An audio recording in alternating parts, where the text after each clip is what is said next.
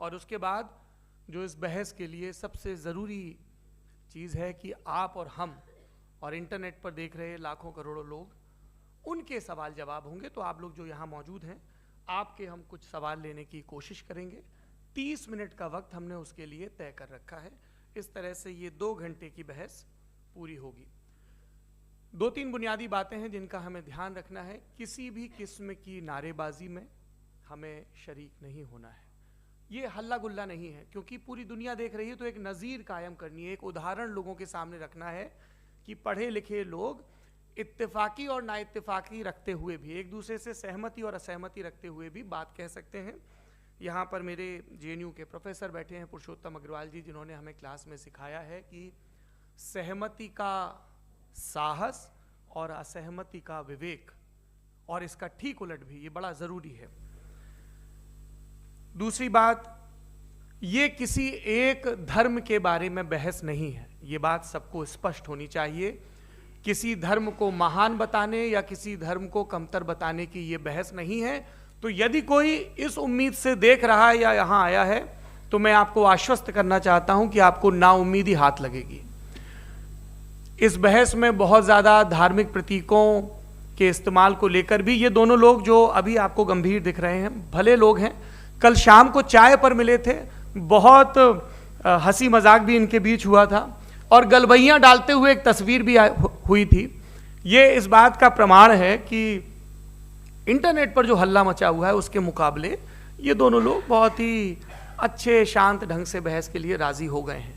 Twitter की बातें Twitter तक सीमित, एलन मस्क आजकल उसको एक्स कहते हैं। और अब इस बहस की शुरुआत मैं इन विद्वानों का, हालांकि इनको परिचय की जरूरत नहीं, पर हो सकता है, हमें पत्रकारिता में सिखाया जाता है कि नेवर अज्यूम, विज्ञान भी यही कहता है। मुफ्ती शमाइल नदवी साहब इस्लामिक विद्वान, शिक्षाविद हैं, कोलकाता के वाहियान फाउंडेशन के संस्थापक हैं, लखनऊ की प्रतिष्ठित दारुल उलूम नदवतुल उलमा से ग्रेजुएशन किया है, सोशल मीडिया और सार्वजनिक मंचों पर अध्यापन और बौद्धिक कामों में सक्रिय हैं, और इस समय इंटरनेशनल इस्लामिक यूनिवर्सिटी मलेशिया से PhD कर रहे हैं। अच्छी बात यह है कि पढ़ाई के साथ साथ ट्रैवल ब्लॉग भी बनाते हैं। पेट्रोनस टावर के सामने का ब्लॉग हमने देखा।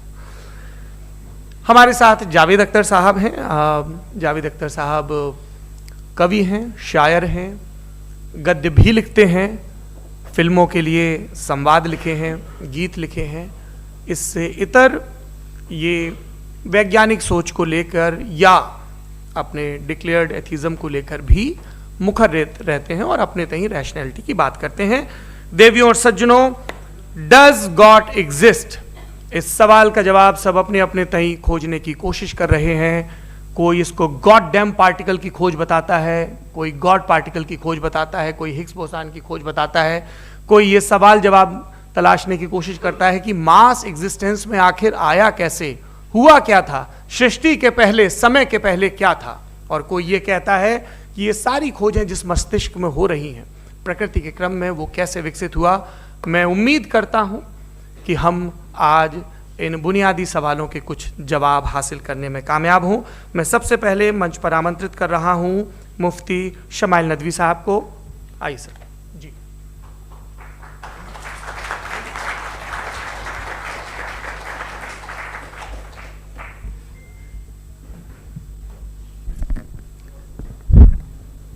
एक आखिरी गुजारिश, आप बोलना शुरू करें, आप लोग प्लीज अपने फोन फ्लाइट मोड पे या साइलेंट मोड पे रखें। एक बार चेक कर लें, कई बार बेध्यानी हो जाती है।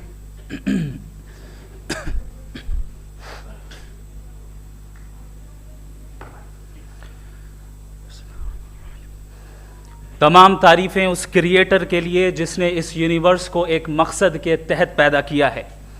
रिस्पेक्टेड जनाब जावेद अख्तर साहब, मिस्टर सौरभ द्विवेदी और respected audience, thank you all for being here today. आज की डिबेट में चूंकि हम बात करने वाले हैं डज गॉड एग्जिस्ट के टॉपिक पर, तो ये एक ऐसा टॉपिक है जिसके मुताल्लिक कोई भी डिसीजन लेने के लिए अलग अलग स्टैंडर्ड्स हो सकते हैं। लिहाजा डिबेट के शुरू में ये ज़रूरी है कि हम ये जान लें कि आज के इस टॉपिक में कौन सा स्टैंडर्ड सही होगा और कौन सा गलत होगा। सबसे पहला स्टैंडर्ड जिसे मैं समझता हूं कि हमारे रिस्पेक्टेड जनाब जावेद अख्तर साहब बड़ी तेजी के साथ उसकी तरफ लपकेंगे, वो है साइंस। जबकि साइंस दर हकीकत खुदा के एग्जिस्टेंस को डायरेक्टली साबित करने या उसके एग्जिस्टेंस को डिनाई करने के लिए स्टैंडर्ड नहीं बन सकती। और उसकी वजह क्या है, ये मैं नहीं कह रहा, ये वो लोग कह रहे हैं जो साइंस के एक्सपर्ट्स हैं। नेशनल एकेडमी ऑफ साइंस कहती है science doesn't have the processes to prove और disprove the existence of God. Why? क्योंकि साइंस का ताल्लुक एम्पेरिकल एविडेंस से है और एम्पेरिकल एविडेंसेस का ताल्लुक हमारे नेचुरल और फिजिकल वर्ल्ड से है, जबकि गॉड नॉन फिजिकल और सुपर नेचुरल रियलिटी है। लिहाजा नॉन फिजिकल रियलिटी को आप उस टूल के साथ नहीं चेक कर सकते जिसका काम फिजिकल रियलिटी को तलाश करना है। लिहाजा आज इस डिबेट में गॉड की एग्जिस्टेंस को साबित करने या उसे डिनाई करने में साइंटिफिक एविडेंस को एक्सेप्ट नहीं किया जाएगा। दूसरा स्टैंडर्ड हो सकता है रेविलेशन, कि रेविलेशन के जरिए हम यह साबित करें कि गॉड एग्जिस्ट करता है या नहीं।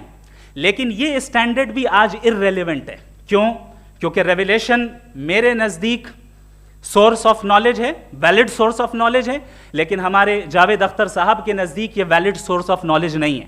लिहाजा आज की डिबेट में मैं एक भी एविडेंस किसी भी मजहबी स्क्रिप्चर से नहीं दूंगा ताकि जावेद अख्तर साहब के लिए वो अनएक्सेप्टेबल ना हो। तीसरा जो मेयार हो सकता है वो है ऑब्जर्वेशन, कि भाई कोई कहे कि हमें खुदा दिखाओ, अगर है तो दिखाओ, या ये कि खुदा के एग्जिस्टेंस पर एम्पेरिकल एविडेंस दो, तो ये है दर हकीकत गलत टूल का इस्तेमाल करना। ये ऐसा ही है कि जावेद साहब मुझसे ये मुतालबा करें कि मुफ्ती साहब आप मेटल डिटेक्टर के जरिए प्लास्टिक डिटेक्ट करके दिखाएं। अब चूंकि प्लास्टिक डिटेक्ट नहीं हो पा रही है लिहाजा plastic does not exist. No, you are using the wrong tool. इस टूल से प्लास्टिक को डिटेक्ट नहीं किया जाता। लिहाजा मैं समझता हूं कि गॉड के एग्जिस्टेंस पर एम्पेरिकल एविडेंस का मुतालबा करना एक बचकाना मुतालबा है, और हमारे रिस्पेक्टेड जनाब जावेद अख्तर साहब इस स्टेज से अब बहुत आगे निकल चुके हैं। अब बचता है एक ही स्टैंडर्ड, और वो स्टैंडर्ड है अक्ल, लॉजिक, रीजनिंग। और यही वो स्टैंडर्ड है जिसके तहत गॉड की एग्जिस्टेंस को साबित किया जाएगा या गॉड की एग्जिस्टेंस को डिनाई किया जाएगा। लेकिन चूंकि ये बहुत इंपॉर्टेंट और सेंसिटिव टॉपिक है, इसलिए लॉजिकल आर्ग्यूमेंट भी ऐसा होना चाहिए जो डेफिनेटिव हो, इनडेफिनेटिव ना हो, जो 2 और 2 4 की तरह बिल्कुल वाजे हो, जिसे लॉजिकली रिजेक्ट करना पॉसिबल नहीं हो। फॉर एग्जाम्पल हम कहें हमारे रिस्पेक्टेड मिस्टर सौरभ साहब, ये एक इंसान है और तमाम इंसान कॉन्शियस बीइंग है, लिहाजा नतीजा क्या निकला, हमारे सौरभ साहब भी कॉन्शियस बीइंग है। क्या ये इनडेफिनेट आर्ग्यूमेंट है या डेफिनेट आर्ग्यूमेंट है? ये डेफिनेट आर्ग्यूमेंट है। ये 2 और 2 की तरह वाजे है, इसमें किसी तरह जो है लॉजिकली इसको रिजेक्ट नहीं किया जा सकता। तो अगर आज हमारे जावेद अख्तर साहब ऐसी कोई अकली दलील और लॉजिकल एविडेंस दें खुदा के ना होने पर जो डेफिनेट भी हो, तो मैं ये ऐलान करता हूं कि यकीनन मैं उस एविडेंस को कबूल करूंगा और उस पर गौर करूंगा। लेकिन साथ में यह भी ऐलान कर देता हूं प्रेडिक्शन के तौर पर कि ऐसा कोई डेफिनेट आर्ग्यूमेंट कोई नहीं पेश कर सकता। दलील हम देंगे और डेफिनेटिव दलील देंगे, लॉजिकल दलील देंगे, ऐसी दलील देंगे जो एंटायर एथिस्टिक वर्ल्ड उसे रेफ्यूट नहीं कर सकती। चलें अब हम एक एग्जाम्पल सोचते हैं, एक सिनेरियो, सिंपल सिनेरियो, तमाम ऑडियंस से गुजारिश है, हम और आप एक आइसोलेटेड आइलैंड पर हैं, ऐसा आइलैंड जहां पे हमसे पहले कोई कभी नहीं गया। चलते चलते आपके सामने अचानक आपने देखा एक पिंक कलर की बॉल पड़ी हुई है। सबसे पहला सवाल आपके जहन में क्या आएगा कि ये बॉल यहां क्यों आई, कैसे आई, ये पिंक कलर की ही क्यों है, कोई और कलर भी हो सकता था, ये इसी शेप में क्यों है, कोई और शेप भी हो सकता था। नेचुरली आप इस तरफ पहुंचेंगे कि कोई ना कोई है जिसने इन स्पेसिफिक प्रॉपर्टीज के साथ इस बॉल को बनाया है और यहां पे रखा है। चूंकि आप जानते हैं कि ये जो बॉल है इसका एग्जिस्ट करना जरूरी नहीं है, ये एग्जिस्ट कर भी सकती थी, नहीं भी कर सकती थी, और एग्जिस्ट करना ही था तो किसी और फॉर्म में करती, किसी और कलर में करती। अब आप इस बॉल को एक्सपैंड करते चले जाएं, एक्सपैंड करते चले जाएं, एक्सपैंड करते चले जाएं, यहां तक कि ये बॉल यूनिवर्स के साइज की हो जाए। बताइए कि क्या साइज के बढ़ जाने से सवाल बदल जाएगा? हरगिज नहीं बदलेगा। अभी भी सवाल रहेगा, ये यूनिवर्स कहां से आया, इन स्पेसिफिक प्रॉपर्टीज के साथ कहां से आया, क्यों आया, किसने बनाया, ये सवाल उस वक्त भी वैलिड रहेगा। लेकिन ये सवाल अगर हम जनाब जावेद अख्तर साहब से करें तो चूंकि इनका वर्ल्ड व्यू एथिस्टिक है, और सिर्फ इनका नहीं, मतलब जितने भी एथिस्ट हैं और एथिस्टिक वर्ल्ड व्यू को रखने वाले से अगर आप ये सवाल करें कि ये यूनिवर्स कहां से आया, तो इनका जवाब या तो आर्ग्यूमेंट फ्रॉम इग्नोरेंस होगा या डॉगमेटिक होगा। या तो ये कहेंगे कि मुझे नहीं पता कि ये कहां से आया, लिहाजा गॉड डज नॉट एग्जिस्ट, ये आर्ग्यूमेंट फ्रॉम इग्नोरेंस है, या ये कहेंगे कि ये यूनिवर्स खुद ब खुद बन गया। इसका मतलब ये है कि उस बॉल को भी खुद ब खुद बन जाना चाहिए, लेकिन बॉल के ताल्लुक से ये एक्सप्लेनेशन एक्सेप्ट नहीं की जाएगी कि ये खुद ब खुद बन गई, लेकिन यूनिवर्स के ताल्लुक से कर दिया जाएगा। इसे हम दूसरे अल्फाज में डॉगमा भी कह सकते हैं।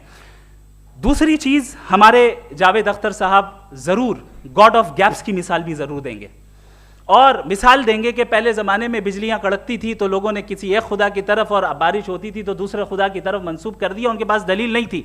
यह हमारा वर्ल्ड व्यू है ही नहीं, यह हमारा वर्ल्ड व्यू है ही नहीं, क्योंकि नेचुरल फिनोमेना के प्रोसेस की इंटरप्रिटेशन को जान लेने से यह कहां से साबित हो गया कि गॉड एग्जिस्ट नहीं करता है। इस पर मैं इंशाअल्लाह अभी आगे बात करूंगा। आप हजरात ये भी देखेंगे, और मैं ये एक्सपेक्ट करता हूं कि हमारे रिस्पेक्टेड जनाब जावेद अख्तर साहब जरूर इमोशनल आर्ग्यूमेंट्स भी देंगे, जो कि एक लॉजिकल फेलेसी है जब बात आती है ट्रुथ को डिसाइड करने में। क्यों? मिसाल के तौर पर वो कहेंगे कि अगर गॉड है तो ईविल क्यों एग्जिस्ट करता है, जबकि मैं कहता हूं ईविल का एग्जिस्ट करना गॉड के एग्जिस्ट करने की दलील है, उसके खिलाफ नहीं है। चूंकि अगर गॉड है तो हम सब उसके सामने अकाउंटेबल हैं, और अगर हम अकाउंटेबल हैं तो अकाउंटेबिलिटी के लिए ईविल का मौजूद होना जरूरी है, उसके बगैर हम अकाउंटेबल नहीं हो सकते। और अगर हम अकाउंटेबल नहीं हैं तो हम जनाब जावेद अख्तर साहब से पूछेंगे कि आप बताएं कि फिर सफरिंग इस दुनिया में क्यों है?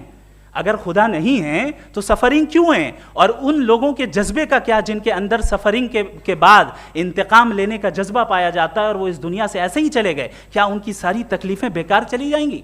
अब आ जाएं उसी एग्जाम्पल की तरफ कि बॉल, मुझसे अगर कोई पूछे इस बॉल को किसने बनाया और या इस एक्सपेंडेड बॉल को किसने बनाया, मैं कहूंगा कि चूंकि ये यूनिवर्स और इस यूनिवर्स की तमाम चीजें कॉन्टिंजेंट हैं। कॉन्टिंजेंट होने का मतलब ये होता है कि जो अपने एग्जिस्टेंस पे किसी के ऊपर डिपेंड करती हो, तो जाहिर है ये यूनिवर्स कॉन्टिंजेंट है। और अगर कोई चीज कॉन्टिंजेंट नहीं है तो मैं रिक्वेस्ट करूंगा कि मुझे दिखा दें कि कौन सी चीज यूनिवर्स में कॉन्टिंजेंट नहीं है, हम भी जरा गौर कर लें और हम भी देख लें।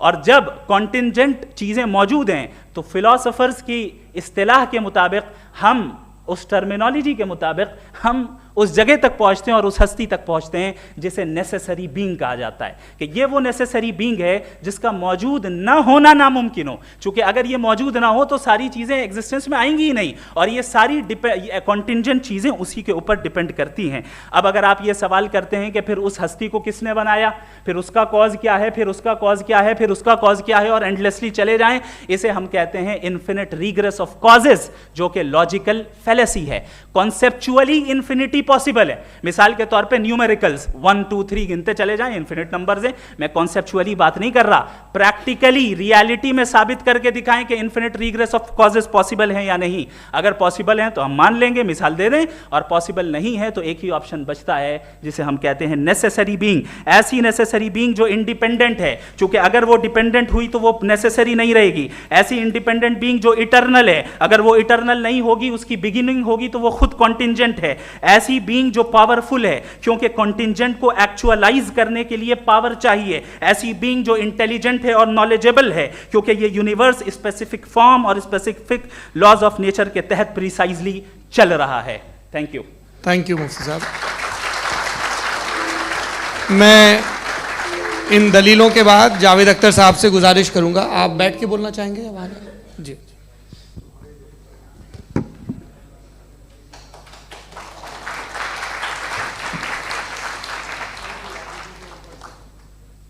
पहले तो मैं मुफ्ती साहब को एक अच्छी खबर देना चाहूँगा कि मेरी नॉलेज साइंस के बारे में बड़ी मामूली है, तो आप फिक्र ना करें उसकी, लेकिन कुछ कॉमन सेंस है मुझ में।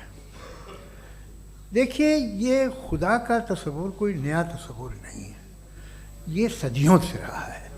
ये कुछ रिलीजन 3000 साल पुराने होंगे, 4000 साल पुराने होंगे, लेकिन इंसान कोई 10,000 12,000 साल से एग्जिस्ट करता है होमोसेपियन की शक्ल में, और हमेशा कुछ ना कुछ मज़हब रहे।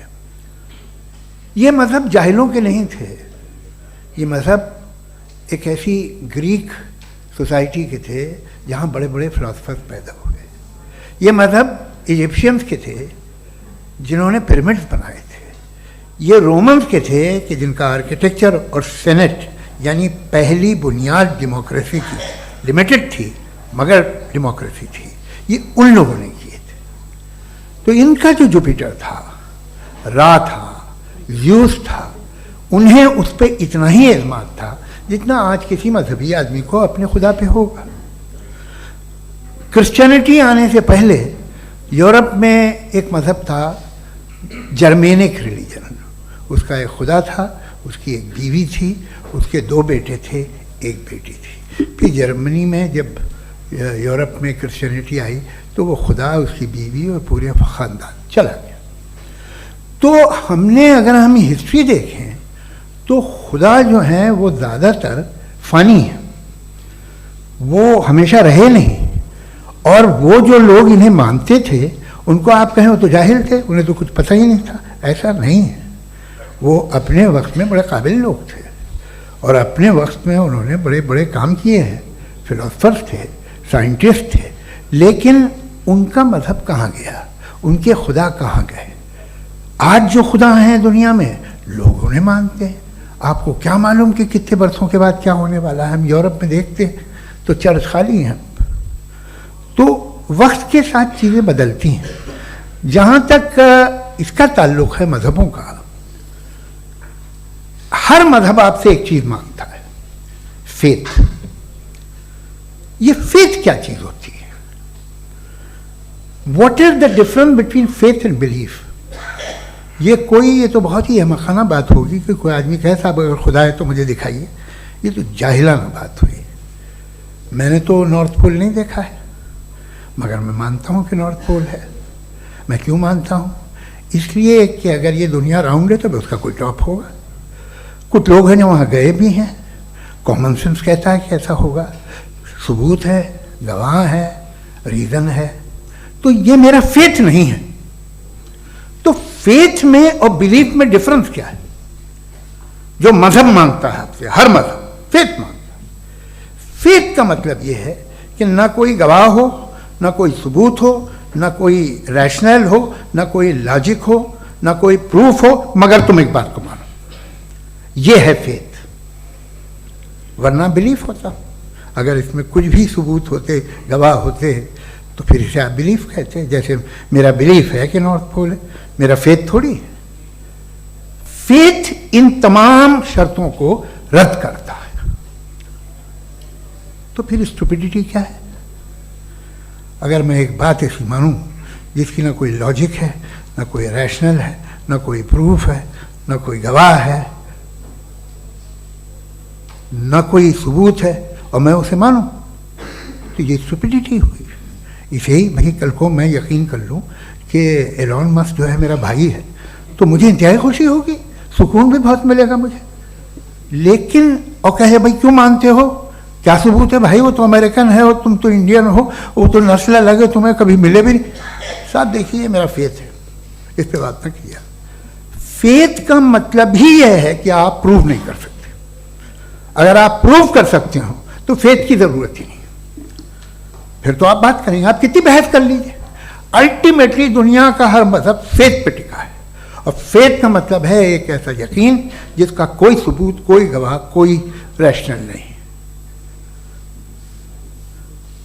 अब आप ये कहें, क्या आप ये क्यों कह रहे हैं कि साहब ये कायनात किसने बनाई? कमाल ये है कि आपने बताया कि एक आइलैंड पे गए और एक बॉल देखी। आपने ये नहीं कहा कि आइलैंड किसने बनाया, आपको सिर्फ बॉल पे हैरत हुई। हमने आइलैंड पे हमने हैरत नहीं की, होते हैं आइलैंड। इसी तरह ये आइलैंड है, सितारे, ये गैलेक्सीज, ये सब आइलैंड हैं, खला में। हम उन्हें टेकन फॉर ग्रांटेड लेते हैं, हम पूछते नहीं कैसे बनाए। आपने जजीरे के बारे में भी नहीं पूछा है। मेरी पैदाइश कैसे हुई? क्या मैं प्लान पैदा हुआ था? I was plan to be born, या एक लकी स्पर्म था जो किसी एग से चिपक गया? मेरी पैदाइश रैंडम। और इंसाफ जिसे आप कहते हैं, इंसाफ का तो नेचर से कोई वास्ता ही नहीं। जो आप कहते हैं कि एक दिन इंसाफ मिलेगा, इंसाफ is a human concept, nature में कोई इंसाफ नहीं। अगर शेर हिरन को खा जाता है तो उसे कोई सजा नहीं मिलती। अगर एक आंधी आती है और हरे भरे पेड़ों को उखाड़ के फेंक देती है तो आंधियों की जेल नहीं होती है। नेचर में इंसाफ नहीं, इसलिए मुझे नेचर को इंसाफ की जरूरत भी नहीं। नेचर तमाम एक है। अब हम कहें कि साहब ये देखिए जो मैंने खाना खाया था, ये मेरी आंख तो नहीं यूं कर दिया उसे, तो इसे सजा मिलने नहीं, वो सिस्टम है, ऐसे ही चल रहा है। नेचर बगैर इंसाफ के है। इंसाफ इज अ ह्यूमन कॉन्सेप्ट। तो जो आपसे कहता है कि मैं तुम्हें इंसाफ दूंगा, वो इंसानी जहन की पैदावार है। ये नेचुरल है ही नहीं, ये आसमानी है ही नहीं। नेचर का तसव्वुर, इंसाफ का तसव्वुर। भाई आप साथ मिलते हैं, अब आप लेफ्ट हैंड ड्राइव कर लें, ये क्या है? तमाम सच, तमाम नेकी, तमाम शराफत लेफ्ट हैंड ड्राइव है। वरना क्या होगा, या तो आप क्रॉस कर देंगे, आपका एक्सीडेंट हो जाएगा, या आप किसी को मार देंगे, या ट्रैफिक जैम हो जाएगा। झूठ, बेईमानी, रिश्वतखोरी, ये तमाम जो है driving on the wrong side है। इसके ऊपर कुछ नहीं। ये तो हमने बनाया, जैसे हमने लेफ्ट हैंड ड्राइव बनाई है। ये कॉन्सेप्ट ऑफ इंसाफ जो है ये हमारा है, इसका नेचर से कोई वास्ता नहीं। शेर खा जाता है हिरन को, उसे जेल होती है क्या? कुछ भी नहीं, है ही नहीं। तो ये जो दुनिया के रिलीजन प्रॉमिस करते हैं आपसे इंसाफ, इसी से मालूम होता है कि ये मैन मेड है। ये तसव्वुर कहीं और का है ही नहीं।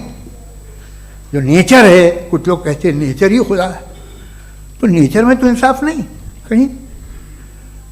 और आप वादा कर रहे हैं कि तुम्हें मरने के बाद इंसाफ मिलेगा। मुझे अगर मिलेगा तो मैं बहुत खुश होऊंगा, लेकिन मैं यकीन नहीं कर पाता हूं, इसलिए कि मैं फेथ नहीं पैदा कर सकता। The very fact that religions demand faith, इसका मतलब है कि उनके पास जस्टिफिकेशन नहीं है। अच्छा था, फिर रिलीजन अगर मॉडरेशन में है, कोई सा भी नहीं, वो आप में कुछ खूबियाँ भी पैदा करता होगा, देखिए उससे ये फ़ायदा है, वो फ़ायदा है। अल्कोहल जो है वो ज़्यादातर दवाओं में यूज़ होती है, और एक सर्वे किया गया था अमेरिका में कि लॉन्जिटिविटी किन लोगों की है। तो एक तरफ वो लोग थे जो शराब पीते ही नहीं थे, और एक तरफ वो थे जो एक बोतल शराब रोज़ पीते थे। सबसे ज़्यादा लंबी उम्र उनकी है जो 2 पैक नाप के शराब पीते हैं और खाना खाते हैं। मगर हम शराब को बुरा समझते हैं, मैं भी बुरा समझता हूँ। क्यों? ऐसा होता नहीं। कुछ चीज़ों में आदत होती है कि वो बढ़ती है। आज तक में एक आदमी दूध पीता है, आप 10 साल बाद भी मिलेंगे तो एक ही गिलास पीता होगा। ऐसा नहीं होता, सुबह से दूध पीता रहता है। मिल्कोहलिक मैंने नहीं देखे, अल्कोहलिक होते हैं। ये टेंडेंसी है मजहब की कि वो बढ़ता है, जैसे कैंसर बढ़ता है, जैसे शराब बढ़ती है। कुछ लोग होंगे जो उसे सही तरह से यूज़ करते हैं। मुझे यकीन है कि हमारे मुफ्ती साहब भी उनमें से एक हैं, इनसे बहुत खुशी हुई मुझे इनसे मिलकर। लेकिन कितने लोग हैं कि आज आप देखते हैं दुनिया में जो तबाहियाँ हैं, इनमें कितना हाथ है उन लोगों का जो बिलीवर कहते था मजहब ये नहीं कहता, ना कहता होगा, मगर जब ये मजहब पीते हैं तो ऐसे बिहेव करते हैं। थोड़ा सा अगर हो तो शायद बहुत अच्छी बात, लेकिन शराब थोड़ी सी नहीं रहती, उसमें टेंडेंसी है। पहले थोड़ा सा अगर 2-3 कैंसर के सेल हो ना बॉडी में तो आदमी स्लिम रहेगा, लेकिन वो 2-3 सेल नहीं रहते, वो मल्टीप्लाई होते हैं। जावेद साहब टाइम पूरा हो गया। टाइम हो गया, तो बस बात खत्म हो गई। अच्छा, मुझे कुछ और कहने को था भी नहीं। जी, मैं पहले जवाबी दौर के लिए इनवाइट कर रहा हूं मुफ्ती साहब को। Your rebuttal round 1, you have 7 minutes.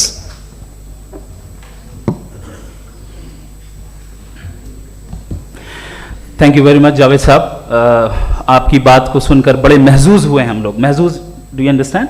We enjoyed. Okay, अब थोड़ा सा लॉजिकली उसको हम लोग देखते हैं। दरअसल हम लोगों ने कल गुजारिश की थी मुफ्ती साहब से भी, जावेद साहब से भी, कि हिंदुस्तानी ज़बान आम फहम सबको समझ में आ जाए, और जहां कहीं आप मुश्किल शब्द इस्तेमाल करें वहां बताते भी चलें। Thank you. तो सबसे पहले हमारे रिस्पेक्टेड जावेद साहब ने हवाला दिया कि खुदा फानी है। कितने मजहब आगे चले गए, किसी ने जुपिटर को खुदा माना, किसी ने किसी को माना। मैं कहता हूं जिसने कॉन्टिंजेंट चीज को खुदा माना, गलत माना, वो खुदा ही नहीं, वो खुदा ही नहीं है। हम तो नेसेसरी बीइंग को साबित करने बैठे हैं, वो नेसेसरी कॉज जो इटरनल है, जो अबदी भी है और अजली भी है। हम किसी और को साबित करने नहीं बैठे। दूसरी चीज उन्होंने कहा कि फेथ एंड बिलीफ, ये एक ऐसी डेफिनेशन है फेथ की जो इन्होंने पहली मर्तबा पेश की है, या माफ कीजिएगा इन्होंने पहली मर्तबा पेश नहीं की है, रिचर्ड डॉकिंस ने पहली मर्तबा पेश की है। मुझे मालूम है ये सोर्स कहां से है। एपिस्टेमोलॉजिकली फेथ और बिलीफ का फर्क आप इस तरह नहीं कर सकते सर। फेथ सही भी होता है, गलत भी होता है, बिलीफ सही भी होता है, गलत भी होता है। जो लॉजिक, रीजन और एविडेंस से बैक्ड होगा वो फेथ सही होगा। और आप जिस फेथ की बात कर रहे हैं कि इलॉजिकल है और उसके पीछे नहीं है, तो we are on the same page. हम नहीं मानते उस फेथ को, जो फेथ ऐसा हो जिसके पीछे कोई लॉजिक ना हो, एविडेंस ना हो, हम नहीं मानते। हम तो उस फेथ के कायल हैं जिसके पीछे लॉजिक हो और एविडेंस हो। तो बिलीफ सही भी होता है, गलत भी होता है, फेथ भी सही होता है और गलत भी होता है। तो आज फेथ और बिलीफ के डिफरेंस पे बात नहीं हो रही है। आज आप चाहे फेथ एक्सेप्ट कर लें या बिलीफ एक्सेप्ट कर लें, आज ये बात होगी कि ट्रूथ क्या है, चाहे ट्रू बिलीफ सही है या ट्रू फेथ सही है, और फॉल्स फेथ क्या है और फॉल्स बिलीफ क्या है, बात इस पे हो रही। दूसरी चीज इन्होंने पूछा, स्टुपिडिटी फिर क्या है? अगर फेथ, रिलीजन स्टुपिडिटी नहीं है तो और क्या है? चूंकि फेथ का मुतालबा करते हैं तो स्टुपिडिटी क्या है? मैं कहता हूं स्टुपिडिटी एथिज्म है। उसकी वजह यह है कि आप एक सड़क पे जा रहे हो और आप किसी गार्डन में जाएं और देखें वहां लिखा है फूलों के साथ, I love Javed Akhtar, and I really do, I love you sir. So जब आप वहां पर पहुंचे तो वहां पहुंचकर अब ये बताएं, क्या आप ये कहेंगे वाह व्हाट अ नेचुरल सिलेक्शन? ये क्या नेचुरल सिलेक्शन है? नहीं, ये प्रिसाइजली डिजाइंड है, इसके पीछे डिजाइनर है। लिहाजा अगर कोई एक ऐसी कॉमन सेंस की बात को कबूल नहीं कर रहा है कि यूनिवर्स जो इतने प्रिसाइजली काम कर रहा है, हम कह दें कि खुद ब खुद बन गई, मैं समझता हूं इससे बड़ी स्टुपिडिटी और कुछ नहीं है। ये इरैशनल चीज है। फिर हमारे सर ने कहा कि आपने बॉल पे फोकस किया, आइलैंड पे फोकस नहीं किया। अरे आइलैंड को किसने बनाया यही समझाने के लिए तो बॉल की मिसाल दे रहा हूं। और बॉल भी कॉन्टिंजेंट है, आइलैंड भी कॉन्टिंजेंट है, दोनों नेसेसरी बीइंग का मुतालबा करते हैं। आगे इन्होंने कहा कि नेचर में कोई इंसाफ नहीं है। हम डिसाइड करते हैं कि मोरालिटी क्या होती है, इंसाफ क्या होता है। हम डिसाइड करते हैं, जैसे ड्राइविंग सीट में ट्रैफिक वाला, ये तो किसी खुदा ने नहीं कहा, ये है, इसे कहते हैं फॉल्स इक्विवेलेंस। ये एक लॉजिकल फेलेसी है। आपने जो है मिसाल दी ड्राइविंग की और ट्रैफिक की, ये सब्जेक्टिव मोरालिटी है। आप सब्जेक्टिव मोरालिटी को मिसाल बनाकर ऑब्जेक्टिव मोरालिटी के ऊपर नहीं थोप सकते। इंसाफ की ऑब्जेक्टिव मोरालिटी। अगर आप ये कहते हैं कि नेचर में इंसाफ नहीं है, तो इंसाफ का न होना ये नेचुरल हुआ, तो फिर नेचर को नेचर रहने दे। क्यों हम इतना स्ट्राइव कर रहे हैं दुनिया में इंसाफ लाने के लिए? ये तो इलॉजिकल बात है, इरैशनल बात है। इसलिए बहुत सी चीजें ऐसी हैं जो ऑब्जेक्टिवली जो है इविल या गुड हैं, और बहुत सी चीजें ऐसी हैं जो सब्जेक्टिवली हैं। सब्जेक्टिवली जो मोरल होता है या इमोरल होता है, उसको हम सोशल कंसेंसस से या पर्सनल प्रेफरेंस से डिसाइड करते हैं। लेकिन जो ऑब्जेक्टिव मोरालिटी है, जिसमें इंसाफ आया, जो इन्होंने बार बार रिपीट किया, ये ऑब्जेक्टिव है, सब्जेक्टिव नहीं है। अगर आप कहते हैं ये सब्जेक्टिव है, तो मेरा सवाल आपसे ये है, क्या सोशल कंसेंसस के जरिए अगर जुल्म को सही करार दे दिया जाएगा तो आप जुल्म को जस्टिफाई करेंगे? दूसरी चीज इन्होंने यह कहा कि 2 पैक शराब पी लें तो वो उतने पे नहीं रहता, बढ़ जाता है। यही मामला मजहब के साथ है। 2 पैक आप पी लें, बढ़ेगा। तो ये एक ऐसी मिसाल है, इसको कहीं भी फिट कर लें कि आप एथिज्म पे जब फिट करें, जब आप 2 पैक एथिज्म का लेंगे ना, तो वो बढ़ बढ़ के नॉर्थ कोरिया बनेगा। Thank you.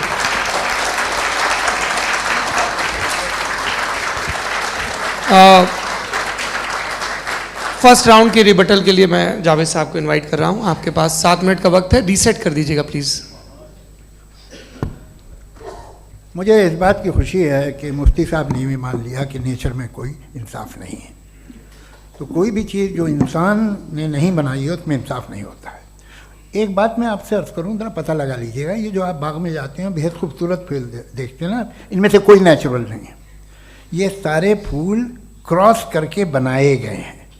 जो जंगल में फूल होते हैं नहायत मामूली होते हैं, ये फूल इंसानों ने बनाए हैं। जो आप बाग में देख के वाह वाह कहते हैं, ये इंसानों के बनाए हुए हैं। डिफरेंट फूलों को क्रॉस करके, डेवलप करके, फिर क्रॉस करके इस तरह से बनाए गए। नेचुरल फ्लावर नहीं। किसी जंगल वीरान में जाके आप गुलाब के फूल नहीं देखेंगे। ये सब बनाए हुए इंसान ने, बहुत से काम इंसान ने किए हैं। बाकी है कि आपने मेरी एक बात का जवाब नहीं दिया, जिससे मुझे शिकायत है कि फेथ क्या है और आप फेथ मांगते क्यों हैं मुझसे। आप तो लॉजिकल हैं, आपके पास तो सारे रैशनल्स हैं, आपके पास सारे सबूत हैं, तो आपको फेथ की डिमांड क्यों करते हैं कि भाई तुम सरेंडर कर दो और सवाल मत करो। कोई मजहब सारे सवाल करने की इजाज़त नहीं देता है और मना करता है कि ज़्यादा सवाल ना करो, बह जाओगे तुम। आप क्यों रोकते हैं? हकीकत यह है कि इंसानी तारीख क्या है। इंसानी तारीख ये है कि दुनिया में 2 तरह के लोग हुए हैं। एक वो जिन्होंने अपनी लाइल्मी की परस्तिश की है, दूसरे वो जिन्होंने अपनी इग्नोरेंस या लाइल्मी से झगड़ा किया है और मालूम किया है कि क्या है। ये जो आप कह रहे हैं, आज आप हैरान हैं कि भाई ये यूनिवर्स कैसे बनी। लोग हैरान थे कि सूरज डूबता है तो इधर से कैसे निकलता है। और आप एक कदम जाके हमेशा का मानने को तैयार है, एक कदम पीछे ही मान जाइए। भाई आप इसके बाद जाते हो, कहते सवाल ना करना कि ये कहाँ से आया, ये पावर तो हमेशा से हमेशा रहेगी। तो आप यूनिवर्स के बारे में मानने में क्या तकलीफ है? एक कदम पहले रुक जाइए। ये हमेशा से थी या नहीं थी, हमें मालूम नहीं है। और ये कहना कि हमें मालूम नहीं है, कमाल ये है कि दुनिया के सारे मजहब सब जानते हैं ये दुनिया कैसे बनी थी, कैसे मिटेगी, मरने के बाद क्या होगा, इनको सब इल्म है। इनको किसी को डायनासोर होते थे पहले ये नहीं पता था, किसी को नहीं पता। किसी भी दुनिया की मजहबी किताब में डायनासोर का जिक्र नहीं है। लेकिन बाकी सब बातें, how to make universe in 4 easy lessons and बाकी सब पता है। जिसको सब पता है वो गड़बड़ है। हम में ये इंकिसार, ये ह्यूमिलिटी होनी चाहिए कि हम ये कहें कि हमें ये बहुत सारी बातें नहीं मालूम, लेकिन हम उनकी परस्तिश ना करना, अपनी लाइल्मी को की परस्तिश ना करें, हम उसे पता लगाने की कोशिश करें। जिस दुनिया में आप बैठे हैं सर, ये हॉल जो है, ये इलेक्ट्रिसिटी जो है, ये माइक जो है, जिस हवाई जहाज से आप आए थे, वो जिस कार से आप यहाँ आए हैं, ये सब उन लोगों की बनाई हुई है जिन्होंने सवाल किए थे। ये दुनिया जिसमें आप आज आराम से हैं, ये उन लोगों की बनाई है कि जिन्होंने सवाल किए थे। और हर स्टेज पे इन सवालों को मकरूह कहा गया था, गलत कहा गया था। आप ज़रा तारीख पढ़िए, एक बड़ी दिलचस्प किताब है बर्ट्रैंड रसेल की, जिसमें उसने रिलीजन एंड साइंस कि कब से रिलीजन जो है साइंस के अगेंस्ट है। और हद तो ये है कि भाप के इंजन के खिलाफ थे, स्टीम इंजन के भी खिलाफ थे, और फतवे हुए उन पर, वेटिकन ने दिए। तो ये हमेशा, अभी जैसे ही ये राइट विंगर आते हैं अमेरिका में पावर में, तो वो जो अपना ये क्या बोलते हैं उसे, सीड क्या वर्ड है, सीड क्या जो, हाँ नहीं सीड जो होते हैं जिस पे जी, नहीं भाई, वो जो ह्यूमन बॉडी के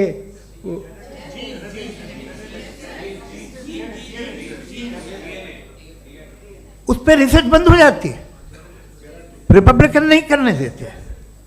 अरे भाई इतना डर क्या है तुम्हें? एक ज़माने में बहुत नाराज़ थे ये सारे मजहबी लोग कि ये इंसान तो इंसान बनाने की कोशिश कर रहा है। आपको क्या तकलीफ भाई, बना ले तो बना लेने दो, ये खौफ क्या है?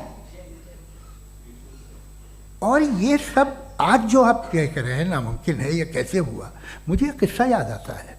जब मैं छठी क्लास में था तो मैं मैथमेटिक्स में बहुत वीक था, तो एक टीचर रख दिया गया, उसने 1 2 3 4 5 6 7 को सिखा दिया मुझे। वो दिन मैं भूल नहीं सकता हूँ मुफ्ती साहब, जिस दिन उसने ये बताया कि 1/2 क्या होता है और 3/4 क्या होता है, मुझे ऐसा लगा कि मेरा सर बीच से फट जाएगा। ये आदमी कह रहा है कि जो दीवार के अंदर जाओ वॉक करते हुए। आज हंसता हूँ मैं इस बात पे। तो आज जो बातें आपके जहन से बिल्कुल परे हैं और आप हैरान होते हो उन्हें देख के, एक वक्त आएगा कि मामूली लगेंगे। और हुआ है, आपकी इंसानी तारीख ही है। इतनी जल्दी सारे फैसले आप मत कर लीजिए, थोड़ा ये ह्यूमिलिटी रखिए कि भाई ये हमें नहीं मालूम। ये कहने में क्या आ रहा है? ये यूनिवर्स कहाँ तक फैली, ये कब से है और कब तक रहेगी, हमें नहीं मालूम। आपने फैसला कर लिया कब बनी। ये आपके हिसाब से कोई 14 बिलियन ईयर्स बनी जो समझा जाता है। उससे पहले हजारों करोड़ों अरबों साल तक खुदा बैठा क्या कर रहा था? खामोश बैठा था, ऐसी जमाइयाँ ले रहा था। फिर उसे आइडिया है, यार एक काम करते, वक्त अच्छा गुजर जाएगा, यूनिवर्स पर आपसे सोचिए। वो तो हमेशा से है ना, मगर यूनिवर्स हमेशा से नहीं है, ये तो बनाई गई है। और उससे पहले क्या था, इनका क्या काम था? कैसी बात है, ये बड़ा आसान है। जो बात हमें आज धीरे धीरे पता चली है, बरसों 2000 और 2500 साल पहले आपको किसी ने बता दिया कि क्या था, आप मान गए और तब से वही मान रहे हैं जो 2500 साल पहले कहा गया था। सब कुछ बदल गया है, सॉल्व हो रही हैं चीज़ें। अभी साइंस बिल्कुल दावा नहीं करती, या कोई फिलोसफर ये दावा नहीं करता कि हमें सब मालूम, बल्कि वो कहता है कि हमें जितना मालूम होता है उससे ये मालूम होता है कि हमें कितना कम मालूम। तो हम अपनी जहालत से लड़ें, उसकी परस्तिश ना करें। जी, टाइम है। Thank you so much. मैं तर्कों की श्रृंखला में राउंड 2 के लिए मुफ्ती साहब को आमंत्रित कर रहा हूँ। आपके पास एक बार फिर से 7 मिनट का वक्त है। शुक्रिया। जनाब जावेद अख्तर साहब कई मरतबा दोहरा रहे हैं कि फेथ का मतलब बताइए, फेथ का मतलब बताइए। मैंने बता दिया, फेथ सही भी होता है, गलत भी होता है। और आज हम फेथ पे बात नहीं कर रहे, हम ट्रूथ और डज गॉड एग्जिस्ट पे बात कर रहे हैं। क्या डज गॉड एग्जिस्ट, ये ट्रूथ यानी गॉड है या नहीं है, इसमें से दोनों ट्रूथ क्या है। अब आप उसे फेथ कह लें, बिलीफ कह लें, नॉट माई बिजनेस। उसके बाद आपने कहा कि भाई सवाल करने से मजहब रोकता है। मैं कहता हूं जो रोकता है वो रोकता होगा, मैं नहीं रोकता, बल्कि सवाल करें, सवाल करना चाहिए। सवाल कर करके तो हम आगे बढ़ते हैं, तरक्की करते हैं, और इसीलिए मैं आज यहां पे आया हूं। लेकिन सवाल सिर्फ खुदा से नहीं होगा, आपसे भी होगा। सवाल एथिज्म से भी होगा, सवाल सिर्फ मजहब से नहीं होगा, सबसे होगा। और आज मैं सवाल करूंगा और उम्मीद है कि आप जवाब देंगे। अभी तक आपने वैसे कॉन्टिंजेंसी आर्गुमेंट का कोई जवाब नहीं दिया। चलें, आपने कहा यूनिवर्स के बारे में इटर्नल क्यों नहीं बोल देते। ये चूंकि लॉजिकली पॉसिबल ही नहीं है कि यूनिवर्स इटर्नल हो। यूनिवर्स एक कॉन्टिंजेंट चीज है जो टाइम एंड स्पेस के पाबंद है, टाइम एंड स्पेस से बाउंड है। जो टाइम एंड स्पेस से बाउंड होगा वो कॉन्टिंजेंट होगा, जो कॉन्टिंजेंट होगा वो उसकी बिगिनिंग हुई होगी, जिसकी बिगिनिंग हुई होगी वो इटर्नल नहीं हो सकता। ये तो कॉमन सी बात है। आपने कहा कि किसी मजहबी किताब में डायनासोर का जिक्र नहीं है। अफसोस कि आज तक किसी मैथमेटिक्स की किताब में मुझे डायनासोर का जिक्र नहीं मिला। तो इसका मतलब मैथमेटिक्स की किताब बेकार है? नहीं, उसका वो टॉपिक नहीं है। रेवलेशन का और मजहबी किताबों का टॉपिक ये नहीं है कि आपको आके बताए साइकिल कैसे बनाते हैं, या आकर ये बताएं कि जो है डायनासोर कब था। वो तो मोरालिटी सिखाने आया है, गॉड के बारे में बताने आया, नॉन फिजिकल रियलिटी की हकीकत को सिखाने के लिए आया। रिलीजियन साइंस को रोकता है? नहीं रोकता। अगर रोकता है तो गलत करता है। रिलीजियन साइंटिज्म को रोकता है, जिसमें हमारे जावेद साहब मुब्तला हैं। साइंस और साइंटिज्म में फर्क है। साइंटिज्म यह है कि आप समझें कि साइंस और साइंटिफिक मेथोडोलॉजी ये नॉलेज को हासिल करने का वाहिद सोर्स ऑफ नॉलेज है। यह है साइंटिज्म। हम इसे रिजेक्ट करते हैं। हम साइंस को तो तरक्की करते हैं, भाई आप हमारी पूरी तारीख कर लें, पढ़ लें तो आपको पता चल जाएगा। बहरहाल ये अलग टॉपिक है। उसके बाद इन्होंने एक लफ्ज कहा, वेटिकन ने फतवा दिया। वेटिकन का फतवे से कोई ताल्लुक नहीं है, दोनों कॉन्ट्राडिक्टरी अल्फाज हैं। उसके बाद उन्होंने कहा कि भाई हमें नहीं मालूम। अगर नहीं मालूम तो क्लियरली कह देना कि नहीं मालूम है, इसमें क्या हरज है। तो वही तो मैं कह रहा हूं ना कि आप कह दें कि नहीं मालूम, लेकिन क्लेम क्यों कर रहे हैं कि गॉड एग्जिस्ट नहीं कर रहा है? आप कह दें नहीं मालूम है, हो सकता है हो सकता ना हो, लेकिन आप क्लेम कर रहे हैं. The moment you say God does not exist, this is a claim, and now the burden of proof is upon you too, जैसे हमारे ऊपर है. और क्यों है मैं बताता हूं, क्यों है ये भी मैं बताता हूं. फिलोसॉफिकली जो क्लेम होता है ना, सिर्फ ये नहीं होता कि इंसान कहे पॉजिटिव क्लेम करे और नेगेटिव क्लेम करे तो बर्डन ऑफ प्रूफ नहीं है. आप मिसाल के तौर पे मैं कहूं कि फुला उस कमरे में कोई नहीं है, मैंने एक नॉलेज का क्लेम किया है. उस कमरे में कोई नहीं है, मैंने एक नॉलेज का क्लेम किया. या तो मैं कहूं मुझे नहीं पता, हो भी सकता है नहीं भी हो सकता है, this is not a claim. लेकिन जब मैं कह रहा हूं कि वहां कोई नहीं है, या मैं कह रहा हूं वहां कोई है, दोनों क्लेम है और दोनों के ऊपर बर्डन ऑफ प्रूफ है. हमारे ऊपर भी बर्डन ऑफ प्रूफ है, मैंने कंटिजेंसी आर्ग्यूमेंट दिया, इसे तोड़कर दिखाइए. आखिरी चीज, इन्होंने कहा कि खुदा दुनिया बनाने से पहले 150 साल पहले या करोड़ों साल पहले क्या कर रहा था. अरे हजरत, चलें बहरहाल मैं जवाब दे देता हूं. आप हमारे रिस्पेक्टेड पर्सनालिटी हैं, अगर आप नहीं होते तो मैं ऐसे एंटरटेन ही नहीं करता. टाइम, ये 100 साल पहले या 100 साल बाद, पहले बाद में अभी, ये वो अल्फाज हैं जिनका ताल्लुक टाइम से है. टाइम शुरू ही हुआ है यूनिवर्स की बिगिनिंग के बाद, तो उसके पहले खुदा क्या कर रहा था? सवाल इलॉजिकल है, ये फेलेसी है. यानी आप ये कह रहे हैं कि यूनिवर्स के बनने से पहले खुदा क्या कर रहा था? टाइम के बनने से पहले, पहले का ताल्लुक टाइम से, टाइम उस वक्त था ही नहीं, तो ये सवाल ही इनवैलिड है खुदा के ताल्लुक से. दूसरी चीज, आर्ग्यूमेंट ऑफ कंटिजेंसी जो मैंने आपके सामने पेश की है, आपने बार बार ये प्रूफ किया और ये कह रहे हैं कि गॉड ऑफ गैप्स. देखिए, पहले नहीं मालूम था, साइंस ने कर दिया. सिंपल्स की मिसाल से मैं समझा देता हूं. जिस गैप्स की आप बात कर रहे हैं ना, साइंस उन गैप्स को जिन चीज के जरिए भी प्रूव करेगा वो कॉन्टिंजेंट ही होगा, अब चाहे वो फोर्स हो, मैटर हो या एनर्जी हो. लिहाजा सवाल हमारा उस वक्त भी वैलिड होगा जब तक कि आप नेसेसरी बीइंग पे ना आ जाएं. और इन्फिनिट रिग्रेस पॉसिबल नहीं है of causes in practical world, तो जाहिर है कहीं रुकना पड़ेगा, जहां रुकेंगे वही खुदा है. दूसरी चीज, आपने ये कहा, क्या कह रहा था मैं, किस पॉइंट को? What? Oh no, after that. Just now. हाँ, जहां रुकेंगे वही खुदा है. बहरहाल, तो टाइम का जिक्र हो गया. गॉड ऑफ गैप, सॉरी, या इसकी एक मिसाल आप ले लें.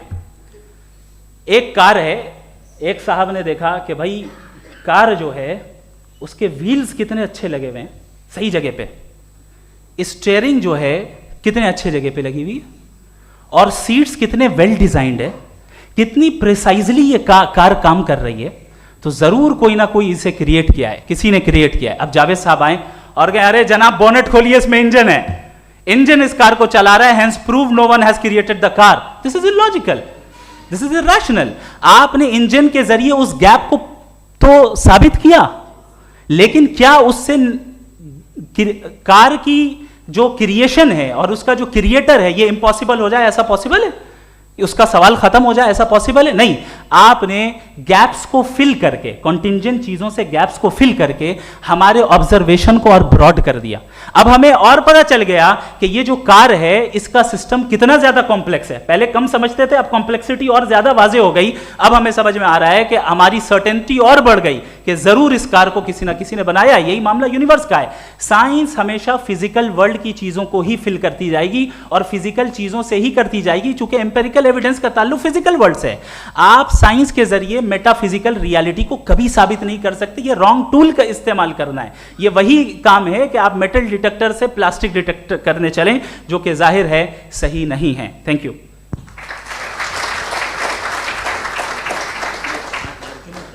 जी, ये आर्ग्यूमेंट का राउंड 2 है. हाँ. 7 मिनट है.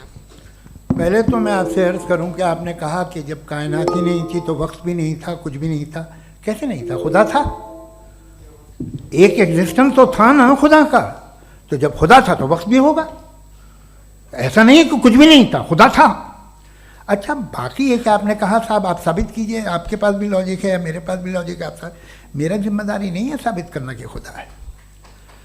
बर्टन रसल ने एक बड़ी अच्छी बात कही, बर्टन रसल ने एक बड़ी अच्छी बात कही। मैं आपसे अगर ये दावा करूं कि एक चाय की केतली मरीख के चारों तरफ घूम रही है, मार्स के चारों तरफ, तो ये आपका काम नहीं है कि आप साबित करें कि कोई चाय की केतली नहीं है। ये मेरा काम है, मैंने दावा किया है। ये दावा तो मजहबी लोग करते हैं कि खुदा है, मैं क्यों साबित करूं कि नहीं है?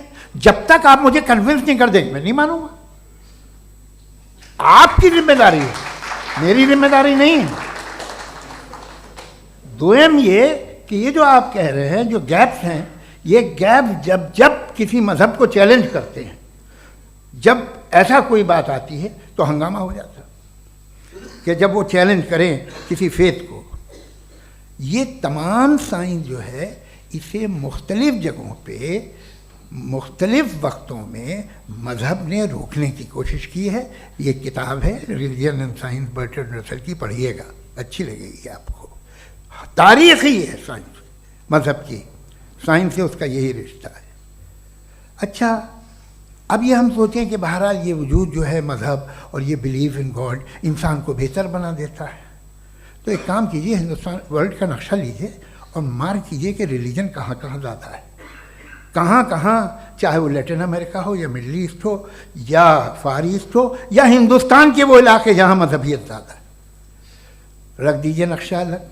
अब दूसरा नक्शा कि कहाँ कहाँ नाइंसाफ़ी, रिप्रेशन, औरतों के हुकूक की पामाली, जुल्म, डिक्टेटरशिप कहाँ है, नक्शा एक ही होगा। तो आप मुझे बताएं कि जो इसका तरकीब इस्तेमाल क्या है, खुदा का तरकीब इस्तेमाल तो बताइए। आप छोटी सी दवा सड़क पे बेचते हैं, उसकी भी तरकीब इस्तेमाल बताते हैं। इसके इस्तेमाल से तो फ़ायदा नहीं हुआ किसी को। जो सारे के सारे ख़राब मुल्क हैं, ख़राब समाज है, वो सारे जुल्म खुदा के नाम पे करते हैं। वो गलत करते हैं, सही करते हैं, मुझे क्या लेना देना उससे। इस्तेमाल से मालूम होता ना। एक विस्की की बोतल कभी शायद देखी हो आपने, लाल रंग की होती है, उस पर रोशनी और छपड़ा इंतहाई खूबसूरत लगती है, क्या बिगाड़ रही है किसी का? उसका इस्तेमाल गलत है, इसलिए आप उसे नापसंद करते हैं।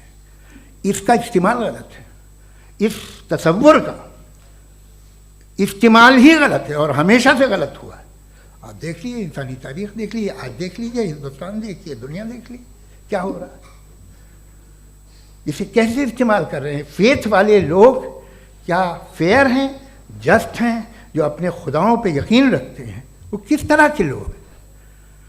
वो लोगों को इंसाफ देते हैं, वो बेहतर इंसान बने। तो इस दवा का फ़ायदा क्या है? चलो बहुत फ़ायदा हो रहा तो मैं इस्तेमाल कर लूँगा, मुझे तो इस दवा का कोई फ़ायदा दिखता ही नहीं। मुझे तो ऐसा लगता, मैं एक और बात बताऊँ, अगर कोई आदमी मजहबी है और अच्छा आदमी है तो मैं उसकी बहुत इज्जत करता हूँ, इसलिए कि मेरा ख्याल है मजहबी आदमी का अच्छा होना मुझसे अच्छा होने से ज़्यादा मुश्किल है। भाई हर चीज़ की एक लिमिट है। आप इतना भाग सकते हैं, इतना नहीं भाग सकते, इतना वज़न उठा सकते, इतना नहीं उठा सकते, इतना दूर देख सकते हैं, इतना दूर नहीं देख सकते। उसी तरह कॉमन सेंस कहता है कि आप में नेकी का भी एक कोटा होगा। अब आप अगर सुबह जाते हैं अपनी इबादत गाह और इबादत करते हैं तो बाहर निकलते हैं तो आप तो यही महसूस करते हैं कि आपने एक बहुत अच्छा काम किया, आपकी नेकी का एक बहुत बड़ा कोटा खर्च हो गया जिससे किसी का कोई फ़ायदा नहीं हो। मैं तो नहीं जाता हूँ तो मुझे तो किसी को खाना खिलाना पड़ेगा, किसी बेवा की मदद करनी पड़ेगी। मैं अपना कोटा कैसे कंज्यूम करूँ? आप अपना कोटा, सारे मजहबी लोग इंतहाई यूजलेस कामों में यूज़ करते हैं। उसके बाद भी अगर आप में बच्ची है थोड़ी सी शराफत, तो भाई वाह, क्या बात है।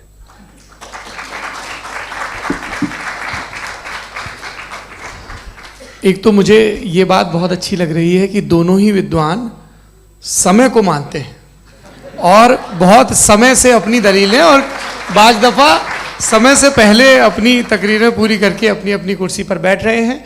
ये इस आर्ग्यूमेंट का राउंड 2 पूरा हुआ। अब रिबटल का राउंड 2 है और उसके बाद क्रॉस एग्जामिनेशन होगा। नहीं, आपका आर्ग्यूमेंट हो गया सर। हमारे यहाँ स्कूल के सिलेबस में पंच परमेश्वर कहानी पढ़ाई जाती है, प्रेमचंद जी की लिखी हुई। आप निश्चिंत रहिए, आपके कोई राउंड में मिस नहीं होने दूंगा। रिबटल का राउंड 2, मुफ्ती शमाइल नदवी साहब।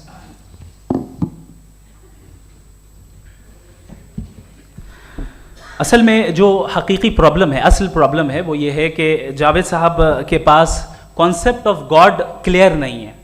इन्होंने कहा कि कायनात से पहले खुदा तो था, तब भी तो टाइम होगा। ये टाइम कायनात का हिस्सा है। हम खुदा, उस खुदा को मानते हैं, नेसेसरी बीइंग का टाइमलेस होना जरूरी है, चूंकि वो टाइम का क्रिएटर है। जब उसने टाइम को क्रिएट किया तो वो खुद टाइम पे कैसे होगा? उसने जब स्पेस को क्रिएट किया तो खुद स्पेस में कैसे होगा? अगर वो टाइम एंड स्पेस को पहले से ही उसका पाबंद है तो फिर किस चीज को उसने क्रिएट किया? लिहाजा ये सवाल गलत है कि खुदा था तो टाइम होगा। बिल्कुल नहीं, टाइम के पाबंद हम है, खुदा नहीं है। हम फिजिकल वर्ल्ड से ताल्लुक रखते हैं, वो मेटाफिजिकल रियलिटी है। दूसरी चीज इन्होंने मिसाल दी कि चाय की केतली हवा में घूम रही होगी, और पता नहीं शायद वो बर्टन रसल का उन्होंने हवाला दिया। बहरहाल यही प्रॉब्लम है। प्रॉब्लम यही है कि हम चीजों के दरमियान डिफरेंशिएट नहीं कर पाते। ये जो आपने मिसाल दी ये इमेजिनेशन है, और मैं जो साबित कर रहा हूं वो लॉजिकल नेसेसिटी है। आप इमेजिन करने आए तो कुछ भी करें, जुपिटर में पिंक एलिफेंट होगा, यूनिकॉर्न होगा, करें, उससे कायनात पे क्या फर्क पड़ता है? उससे आप लॉजिकल नेसेसिटी साबित नहीं कर सकते। मैं तो उस प्राइम कॉज की बात कर रहा हूं, उस नेसेसरी बीइंग की बात कर रहा हूं जिसके बगैर इस कायनात का एग्जिस्टेंस मुमकिन नहीं है। दूसरी चीज, मजहब को साइंस चैलेंज करती है वगैरह वगैरह, ये हमारा टॉपिक ही नहीं है। मैं इस पर बात करूंगा तो फिर मेरा वक्त चला जाएगा। मजहब के ऊपर चूंकि हमारी डिस्कशन नहीं है, साइंस को मजहब और बिलखुसूस मैं और हमारा वर्ल्ड व्यू कम अज कम साइंस को पीछे नहीं करता है, साइंटिज्म की मजम्मत करता है। इसकी वजाहत मैंने पहले कर दी। दूसरी चीज इन्होंने कहा वर्ल्ड का नक्शा लीजिए, वर्ल्ड मैप लीजिए, दो अलग अलग जगह की। हजरत मैंने ये होमवर्क किया था, और मैंने मिडिल ईस्ट का एक नक्शा लिया और यूरोप का एक नक्शा लिया, ये मजहबी इलाका और ये लिबरल और एथीस्ट इलाका। मुझे पता चला कि सबसे ज्यादा रेप केसेस जो हैं वहां पर है।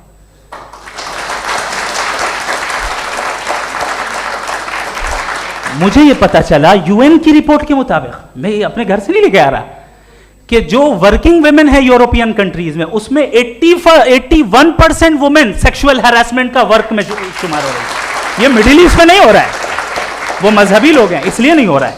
दूसरी चीज आपने ये कहा कि मजहबी आदमी का अच्छा होना हमारे अच्छे होने से बहुत मुश्किल है, बहुत मुश्किल है। तो इसका मतलब यह है कि गॉड के अलावा आपके पास अच्छे और बुरे का कोई स्टैंडर्ड है। मैं चाहूंगा कि कन्वर्सेशनल स्टाइल वाली डिस्कशन और सेगमेंट पे इसी पे बात कर लेते हैं। Thank you very much.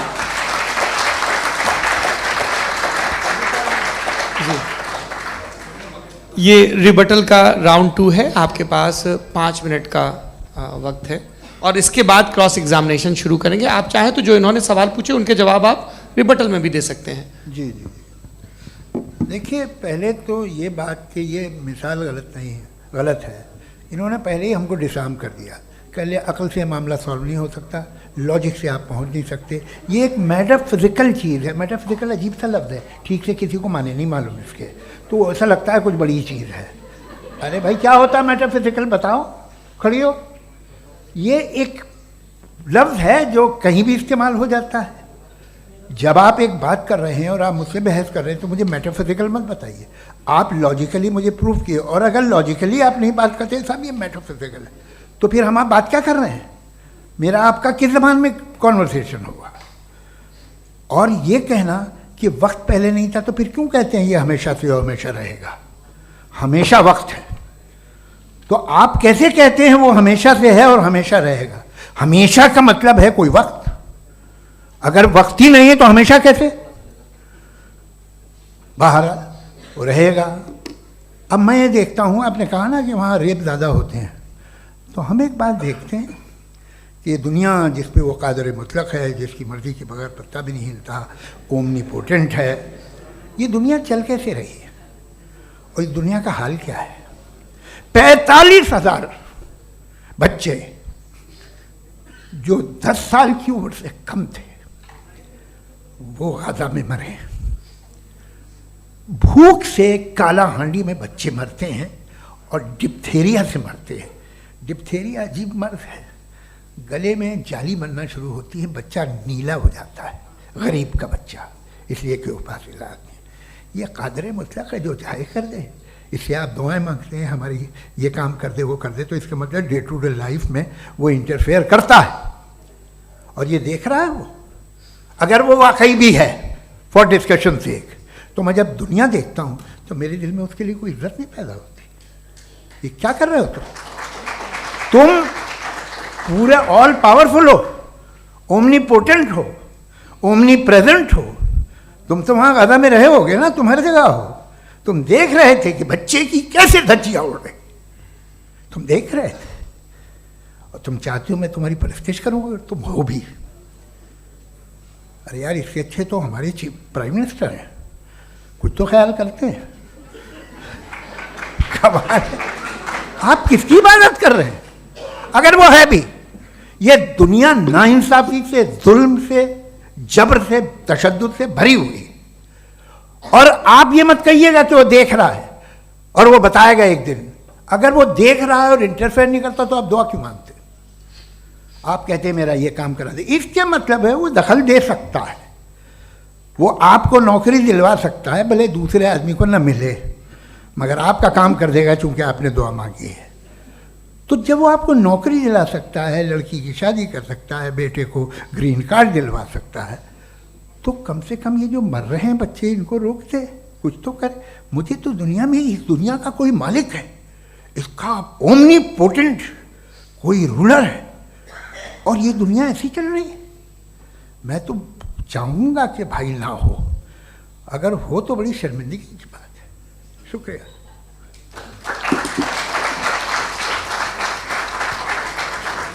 देवियों और सज्जनों, इस बहस के 2 राउंड और 2 रिबटल पूरे हो चुके हैं।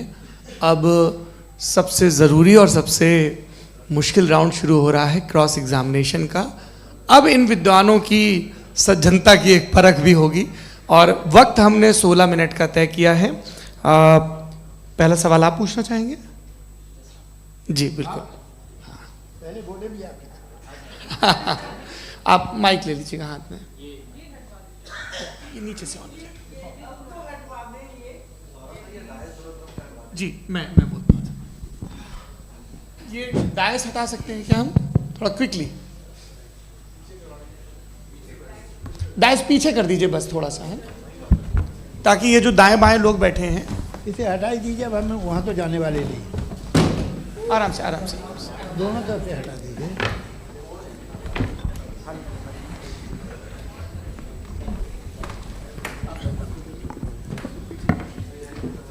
इस बीच आप लोग भी अपने अपने सवाल तैयार कर लें। ये ध्यान रखेंगे कि मैं यहाँ से सवाल लूँगा, आप लोगों को अपना हाथ ऊपर करना है, अपना नाम बताना है, और अधिकतम 3 वाक्यों में अपना सवाल पूरा करना है।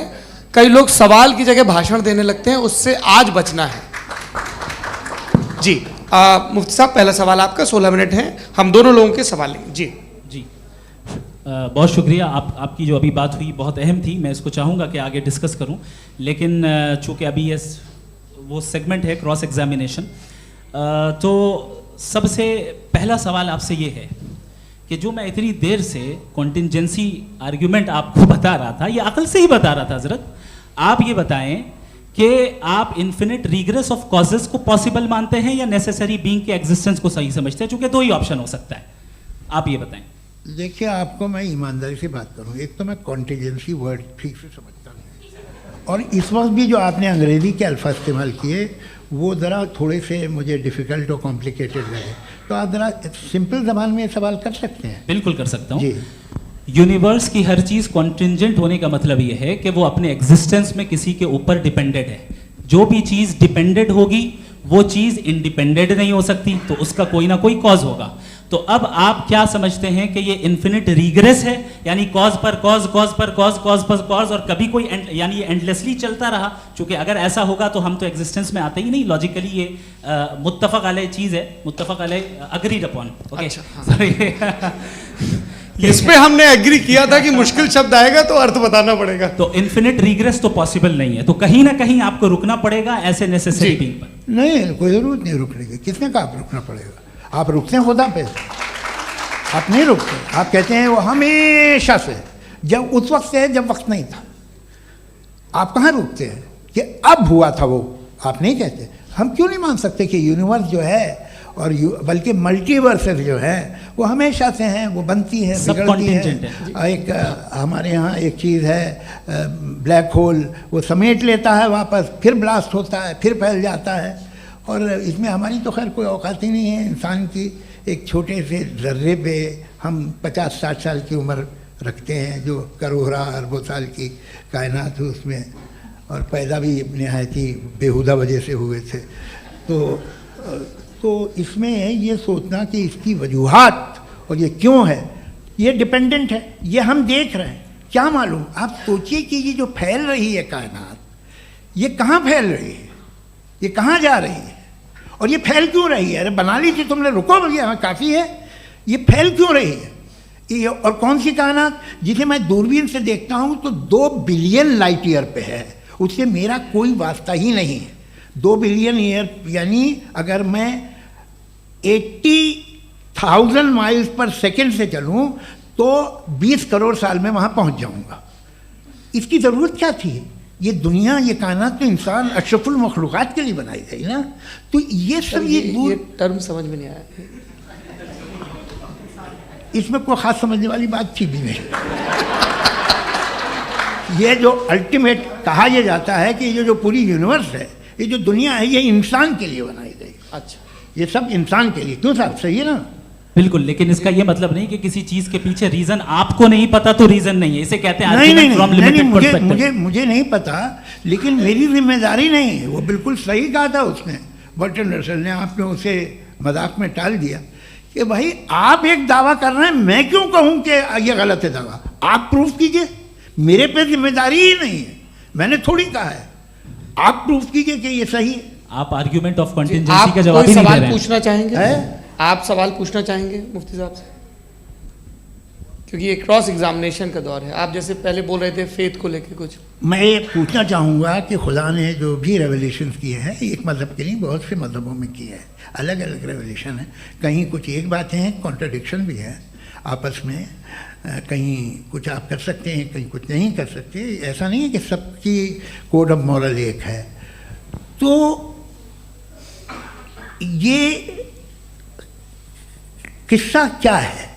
अब आप ये देखिए कि मुझे कभी कभी लगता है कि ये जो फुटबॉल फाइनल होता है, लाखों लोग होते हैं, फिर वो टीवी कवर कर करोड़ों लोग, अगर उसमें खुदा की एक बूमिंग आवाज़ आ जाती, मैं गॉड हूँ, तो सारे लोग अभी सुन लेते और टीवी पे भी सुन लेते, किस्सा ख़त्म होता।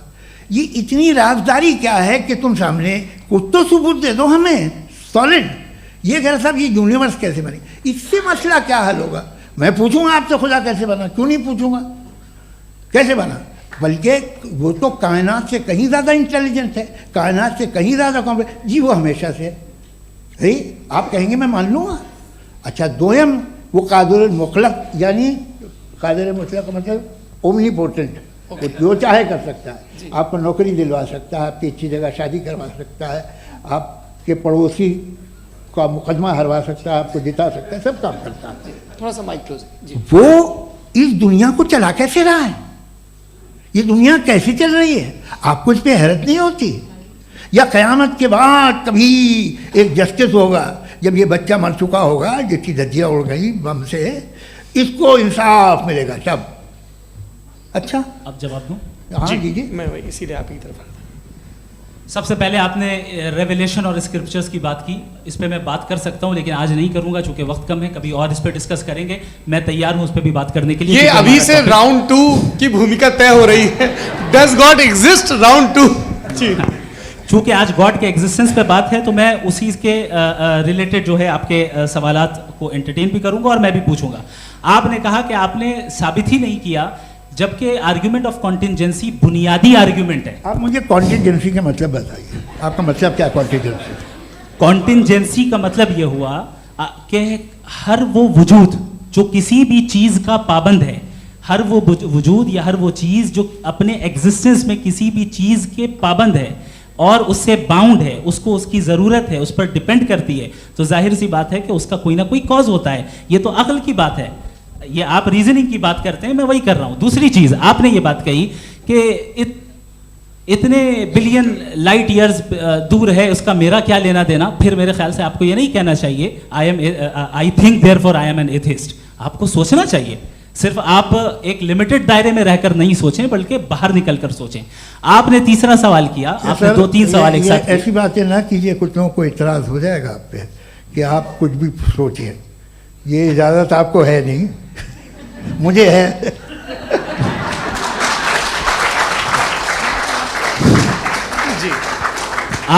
आपने प्रॉब्लम ऑफ इविल के ताल्लुक से सवाल किया और बार बार आप एक लफ्ज रिपीट कर रहे हैं कि ओमनीपोटेंट गॉड है, ऑल पावरफुल गॉड है। यही तो दरअसल समझना है कि गॉड का कॉन्सेप्ट क्या है। प्रॉब्लम ऑफ इविल जो है, प्रॉब्लम ऑफ इविल दर हकीकत दो असम्पशंस पर कायम है। अगर आप इन दो असम्पशंस को समझ जाएं तो ये प्रॉब्लम नहीं रहेगी, आर्ग्यूमेंट आपको समझ में आ जाएगी कि ये कोलैप्स कर जाता है। पॉइंट नंबर 1, यानी जो आपका सबसे पहला फॉल्स असम्पशन है कि गॉड मर्सीफुल है, ओमनीपोटेंट है, दुनिया में जुल्म हो रहा है। लेकिन आपको ये समझना चाहिए कि हमारे वर्ल्ड व्यू के मुताबिक गॉड सिर्फ ओमनीपोटेंट और सिर्फ मर्सीफुल नहीं है, बल्कि वो ऑल वाइज भी है और वो ऑल नोइंग भी है। उसके हर काम के पीछे हिकमत और विजडम है। ये कोई जरूरी नहीं है कि वो हिकमत और विजडम आपको समझ में आए या मुझे समझ में आए। अगर आप जो समझ रहे हैं उसके मुताबिक आप फैसला कर रहे हैं, ये लिमिटेड पर्सपेक्टिव से आर्ग्यूमेंट है। और इस चीज को हम अपनी दुनिया में, अपने लाइफ में, डेली लाइफ में इस प्रिंसिपल को एक्सेप्ट करते हैं। हम जब किसी डॉक्टर के पास जाते हैं, डॉक्टर के पास जाकर वो अगर उसने हमें कोई दवाई दी है तो हम ये तो नहीं कहते कि जब तक आपके पास जितना नॉलेज और जितना विजडम नहीं है, आपने क्यों ये दवाई दी है, तब तक हम इस चीज को एक्सेप्ट नहीं करेंगे। नहीं कहते, हम उसकी अथॉरिटी को तस्लीम करते हैं। क्यों? क्योंकि उसकी हम जानते हैं कि वो नॉलेजेबल है, वो विजडम वाला है, हमसे ज्यादा नॉलेज और हमसे ज्यादा विजडम है। बताएं सर। नहीं, डॉक्टर में और खुदा में बड़ा डिफरेंस है। डॉक्टर पढ़ा लिखा होता है, एक तो मैं उसकी बात सुनूंगा। दोयम ये नहीं, कुछ जवाब तो ये भी नहीं है सर। प्लीज आप अगर सब ऑडियंस से बोलने लगेंगे तो फिर मतलब नहीं सिविलाइज्ड बहस का। मतलब आप ये कहें कि चूंकि आप डॉक्टर पे बिलीव करते हैं इसलिए खुदा पे बिलीव कीजिए, क्या ये मिसाल आपको समझाने के लिए आर्गुमेंट है, इस पे आपको एतराज नहीं है। तो सिंपल बात ये है कि मैं अगर ये यकीन कर लूँ कि एक ओमनीपोटेंट, उसकी मसलहत है, ये जो बच्चे मर रहे हैं ये मसलहत है उसकी, मुझे नहीं चाहिए थी मसलहत। उसकी मसलहत नहीं, यही तो समझना है, मतलब एक्सपीरियंस। अच्छा, इस आपने अभी मेरी बात पूरी सुनी नहीं। मैंने कहा आपका पूरा आर्ग्यूमेंट दो फॉल्स असम्पशंस पर है। एक फॉल्स असम्पशन मैंने बता दिया, दूसरा फॉल्स असम्पशन ये है कि इस दुनिया में इविल के होने का कोई गुड रीजन नहीं है, जबकि हमारे पास बाज रीजंस मौजूद हैं, हमारे पास बाज वजूहात मौजूद हैं। अगर इस दुनिया में इविल ना हो तो आप गुड को डिफाइन कैसे करेंगे? अगर जुल्म ना हो आप इंसाफ को समझेंगे कैसे? अगर तारीकी ना हो तो आप लाइट को समझेंगे कैसे? बहुत अच्छे। अभी और सुन लें, अभी और बाकी है। ये तो बात बहुत पसंद आई साहब मुझे, कि जब तक रेप ना हो तब तक औरतों की इज्जत का ख्याल आपने मेरा जवाब पूरा सुना ही नहीं। जब तक के बच्चों का कत्ल ना किया जाए तब तक आपको बच्चों की मासूमियत की इज्जत। आपने पूरा जवाब सुना ही नहीं। क्या बात है, क्या आपने नुक्ता निकाला? आपने पूरा जवाब सुना ही नहीं। आप सुन लें, मेरी बात सुन लें। ये मैंने आपको एक चीज बताई। दूसरी चीज, इस दुनिया में हम आए हैं टेस्ट के लिए, हमारा टेस्ट हो रहा है और हर इंसान का अलग अलग अंदाज में टेस्ट होता है। और इस दुनिया में अगर इविल मौजूद है तो वो इविल जरिया है हमारे अंदर ह्यूमन नोबल क्वालिटीज को डेवलप करने का और अलग अलग फील्ड में प्रोग्रेस करने का। और अगर हमारे अंदर और इस दुनिया में इविल नहीं होता तो बताइए टेस्ट का मतलब क्या होता? अगर मैं अपने स्टूडेंट को एमसीक्यूज दूं और उसमें सिर्फ राइट आंसर लिख कर दे दूं और कहूं तुम्हारा टेस्ट हो गया, ये मीनिंगलेस है। इस दुनिया में अगर हम टेस्ट के लिए आए हैं तो जाहिर है गुड एंड इविल दोनों मौजूद है। तो अगर गुड एंड इविल दोनों मौजूद है तो ये इविल भी खुदा का बनाया हुआ है? जी हाँ, खुदा का बनाया हुआ है। लेकिन अच्छा, चलो अच्छी बात। जी बिल्कुल, तो बिल्कुल खुदा ने बनाया। अभी तो ये है कि जो मेजॉरिटी है दुनिया में वो इविल है, तो ये खुदा एक्चुअली इविल के साइड पे लग रहा है मुझे। बिल्कुल भी नहीं, मैं बताता हूं। मेजॉरिटी में तो वो है। क्या बात कर रहे हैं भाई आप? मैं बहुत कोई भी जो मुंसिफ होगा, चाहे आपका अपना घर हो जिसके आप सबसे बड़े हैं, चाहे आपकी ऑर्गेनाइजेशन हो जो आप चलाते हैं, वहाँ पर आप इविल रखेंगे साबित करने को कि बाकी लोग शरीफ हैं? मेरी बात सुनिए। क्या ये आर्ग्यूमेंट ही गलत है? अगर कि जब तक के कोई इविल नहीं होगा तब तक के शरीफ आदमी शरीफ नहीं लगेगा। अगर एग्जामिनर गलत ऑप्शन दे रहा है तो एग्जामिनर इविल नहीं हो गया, जो गलत ऑप्शन को सेलेक्ट कर रहा है वो फेल होगा। क्रिएटर ने इविल को बनाया है लेकिन वो इविल नहीं है। अच्छा सुनिए मेरी बात, हाँ। Let me complete sir. जी जी। क्रिएटर ने इविल को बनाया है टेस्ट के लिए, वो इविल नहीं है। इविल वो होगा जो उसे इख्तियार करेगा। छुरी को बनाने वाला गलत नहीं होता है, छुरी का गलत इस्तेमाल करने वाला गलत होता है। रेप को कैसे गलत इस्तेमाल करते हैं? इंसान के फ्री विल का नतीजा ये रेप कैसे गलत इस्तेमाल होता है? ये मुझे अब सुन लें गलत इस्तेमाल होता है। हाँ मैं बता रहा हूँ ना, कैसे गलत मैं बता रहा हूँ जी। कि जो इविल इस दुनिया में मौजूद है उसके कई सारे तरीके हैं। एक तरीका इंसान का अपना फ्री विल है। अब अगर कोई रेपिस्ट रेप कर रहा है तो इसका गॉड का कसूर नहीं है, वो अपने फ्री विल का गलत इस्तेमाल कर रहा है, उसको सजा मिलनी चाहिए। अच्छा। और उसी के लिए जहन्नम बनाई गई है। ये फ्री विल का भी बड़ा चक्कर। आप जब कोई बुरा काम करते हैं या कोई बुराई होती है तो ये कहा जाता है कि ये फ्री विल है। 7 billion free wills are moving on this planet. 7 billion free will. और एक आदमी अपनी फ्री विल से मुझे कत्ल कर दे तो मैं खुदा की मर्जी से मरा हूँ कि इसकी फ्री विल की वजह से? मेरी मौत खुदा के हाथ है या ये फ्री विल वाले के हाथ? खुदा ने फ्री विल का निजाम बनाया है और उस निजाम का गलत इस्तेमाल करके कोई आपको मार रहा है, इस्तेमाल करके मेरा कत्ल कर देता है। अब मेरी मौत का जिम्मेदार कौन है? वो इंसान जिम्मेदार है। वो इंसान। जी। तो ये कहना कि और उसको सजा मिलेगी। तो अब आप आगे चलिए कि ये तय करना कि अल्लाह ही या अल्लाह ने खुदा ही जिंदगी देता है, खुदा ही मौत देता है, ये गलत है। बिल्कुल गलत नहीं है। हाँ, नहीं, निजाम उसी ने बनाया फ्री विल का। निजाम मौत और हयात का उसी ने बनाया। You are contradicting yourself. अभी आपने कहा कि एक आदमी ने फ्री विल से आपको मार दिया, इसमें उसे फ्री विल दी गई थी, उसने गलत इस्तेमाल किया। 7 billion free wills are moving on this planet और आप चाह रहे हैं कि मैं सिर्फ खुदा का ध्यान करूं। ये 7 बिलियन फ्री विल्स को मुझे लुक आफ्टर करना पड़ेगा कि नहीं? ये तो तबाहियां कर रही हैं और तबाहियां ज़्यादा हो रही हैं। बिल्कुल। तो अगर आप बताएं अगर खुदा नहीं है फॉर एग्जाम्पल, तो आप इविल को कैसे डिसाइड करेंगे? यानी how can you define evil objectively without God? देखिए, दुनिया में 2 तरह के जानवर हैं। एक जो अकेले रहते हैं जंगल में और एक जो ग्रुप्स में रहते हैं। ग्रुप में जो भी रहेगा, चाहे वो आपका फाउंडेशन हो, चाहे कोई क्लब हो, चाहे कोई पॉलिटिकल पार्टी हो, चाहे कोई यूनिट हो, उसमें आपको इंटरैक्ट करने के रूल बनाने पड़ेंगे। यानी लोग तय करेंगे। लोग तय करेंगे। अगर लोगों ने ये तय किया कि किसी का रेप करना सही है, आप जस्टिफाई करेंगे? नहीं, आपका फाउंडेशन तो ये हो गया ना कि लोग ही विल डिसाइड करेंगे। नहीं। अरे दुनिया में ऐसे ग्रुप्स हैं जो रेप को जायज़ मानते हैं सर्टेन हालात में। मैं डिटेल में नहीं जानूंगा, आप भी जानते हैं। ये जो आईसिस वाले थे जिन्होंने क्या किया था, तो उन्होंने क्या किया उसका खुदा से कोई ताल्लुक नहीं है सर। मैंने सिंपल सवाल किया कि इविल को आप डिफाइन करते कैसे हैं? आइए वापस आइए जी। आप साथ में तभी रह सकते हैं जब कुछ आप ऐसे उसूल डेवलप करें जिसमें हर एक का बेसिक तहफ़्फ़ुज़, हर एक का बेसिक राइट हो और हर एक को कोई आराम मिले। यही तरीक़ा है किसी भी ऑर्गेनाइजेशन जिसमें एक से ज़्यादा लोग हैं और वो ऐसे चलती है ज़िंदगी। उसमें अगर आप गड़बड़ करेंगे तो तबाही होगी, नुकसान होगा, बर्बादियाँ आएंगी। और अगर उसमें आप घर ले लीजिए ना, एक हस्बैंड है, एक वाइफ है, बच्चे हैं, वालदा भी हैं, 2 बहनें भी हैं, एक भाई भी है। अब इसमें कोई निज़ाम आपको चाहिए साथ में रहने का और एक दूसरे पे भरोसा रहे, एक दूसरे के बहीख्वाह हों, एक दूसरे की मदद करें, ऐसी जिंदगी। सर आपकी बात आ गई। आप ये कह रहे हैं कि लोग डिसाइड करेंगे क्या सही है क्या गलत है, यही है? मेजॉरिटी डिसाइड करेगी क्या सही है क्या गलत है? अरे भाई बिल्कुल। मेजॉरिटी अगर ये कहे कि नाजी जर्मनी के साथ जिस तरह मेजॉरिटी थी कि जेनोसाइड करना सही, आप जस्टिफाई करेंगे? उस वक्त आपका ये सवाल सिर्फ उसके बाद क्लोज कर। हाँ, उस वक्त प्लेनेट पे जो लोग थे उनमें कितने लोग हिटलर को सही समझते? अच्छा, प्लेनेट की मेजॉरिटी तय करेगी, सोसाइटी की नहीं। प्लेनेट की मेजॉरिटी गॉड के एग्जिस्टेंस को सही मानती है, आप क्यों नहीं मानते?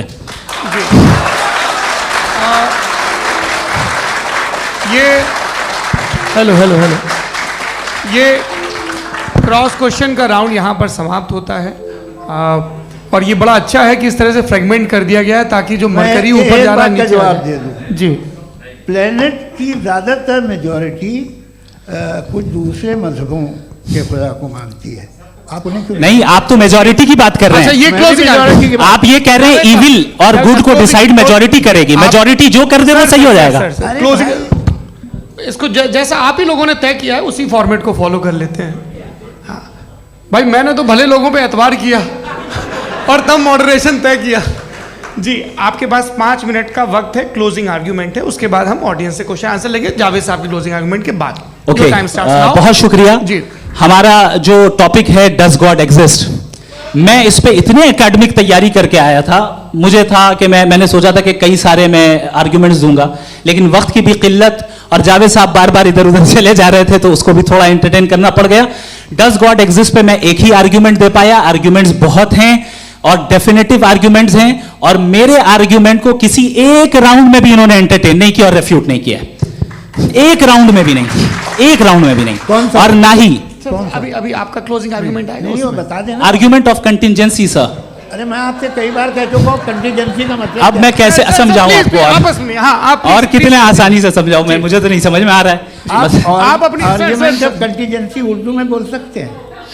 हाँ, आप अपनी बात पूरी कर लें जी, आखिरी 4 मिनट। दूसरी चीज, just a minute please ma'am, can I talk? दूसरी चीज ये है कि आपने एक तो इसका जवाब नहीं दिया, दूसरा आपने गॉड के ना होने पर कोई डेफिनेटिव आर्ग्यूमेंट नहीं दिया, सिर्फ मजहब पे बात कर रहे हैं आप। मजहब तो आज हमारा टॉपिक ही नहीं था, आज तो हमारा टॉपिक हो, आप मजहब से ले लेकर आईएस तक चले गए, भाई हमारा क्या ताल्लुक है उससे? We condemn them. और उसका गॉड से क्या ताल्लुक है? अगर कोई गलत काम कर रहा है, किसी ने किसी को कत्ल किया, किसी ने किसी का रेप किया, उसको सजा मिलनी चाहिए, और आपके पास कोई भी rational strong foundation of morality नहीं है। आपने कहा कि मेजॉरिटी तय करेगी सोसाइटी की, वो सही होगा। मैंने कहा हिटलर को, फिर आप सही कहेंगे नहीं नहीं नहीं नहीं, प्लैनेट की सोसाइटी की मेजॉरिटी तय करेगी। तो प्लैनेट की मेजॉरिटी गॉड के एग्जिस्टेंस को मानती है, आप कह रहे हैं ये रिलीजियस है। तो यानी आपके पास कोई स्ट्रॉन्ग फाउंडेशन नहीं है ऑब्जेक्टिव मोरालिटी का। ऑब्जेक्टिव मोरालिटी का अगर कोई फाउंडेशन है तो वो सिर्फ गॉड है, गॉड है, गॉड है। थैंक यू जी। ये मुफ्ती शमाइल नदवी साहब का क्लोजिंग आर्ग्यूमेंट था। अब हमारे पास जी, मैं जी ये बड़ा अच्छा है कि दोनों लोगों को मॉडरेटर से शिकायत भी और बोल रहे भाई हमारी शाबाशी भी तो करते चलो। अब मेरी बात जी, आपके पास जावेद अख्तर साहब 5 मिनट का वक्त है, ये आपका क्लोजिंग आर्ग्यूमेंट है, टाइम रीसेट कर दें जी। देखिए, बहुत सारी बातें हैं। गॉड का डेफिनेशन दुनिया के किसी भी रिलीजन में है कि वो ओमनीपोटेंट है, ओमनीप्रेजेंट है, he is just, he is kind, he loves you and so on. मैं जब दुनिया देखता हूँ तो मुझे कोई ऐसा सुप्रीम पावर यहाँ दिखाई नहीं देती है जो इंसान की बहबूदी के लिए कुछ कर रही हो, कमज़ोर को बचा रही हो, मदद कर रही हो, जालिम को पीछे हटा रही हो। मैं नहीं देखा, तारीख़ में नहीं। एक तो अगर है और ये देख रहा है तमाशा, तो उसका होना न होना बराबर है। दोयम ये कि ये जो है, जब आप ये कहते हैं कि कायनात जिसकी कंटीजेंसी है, मैं देखिए वो लफ्ज़ इस्तेमाल किया मैं, तो ये कैसे हो सकती है भाई?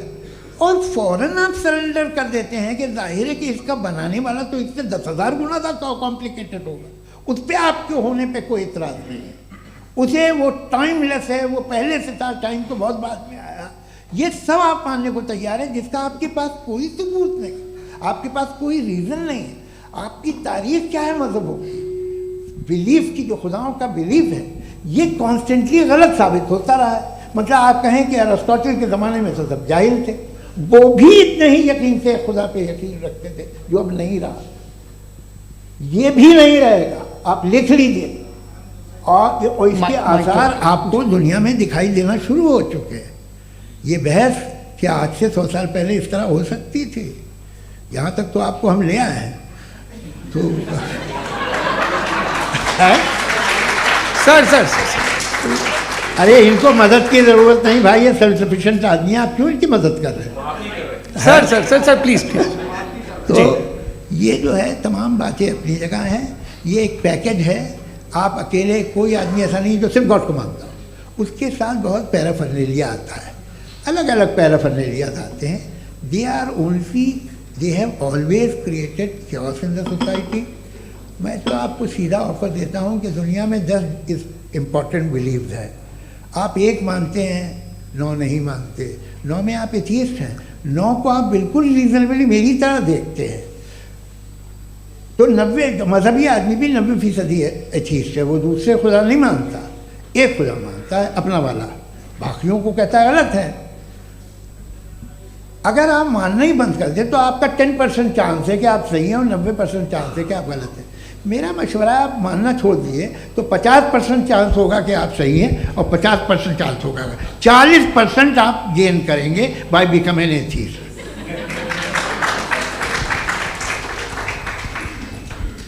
ये एक फरसूदा ख्याल है, ये ख़त्म हो रहा है। हो सकता है मेरी ज़िंदगी में ना हो, लेकिन ये हो जाएगा। जो बातें ये इनको आप मेटाफिज़िकल ये वो ऐसे रिस्पेक्टेबल टर्म दे दिए, ये तो उन लोग के हैं जिन्हें ना फिज़िक्स मालूम थी ना मेटा मालूम था, ये उन्होंने आपको दिए हैं। जी बहुत शुक्रिया आप दोनों लोगों का। और अब इस बातचीत का आखिरी राउंड शुरू होगा, डज गॉड एग्जिस्ट की ये बहस मुफ्ती शमाइल नदवी और जावेद अख्तर साहब के बीच।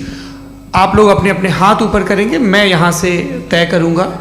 और माइक हमारे पास है क्या? एक ही माइक है ऑडियंस के लिए?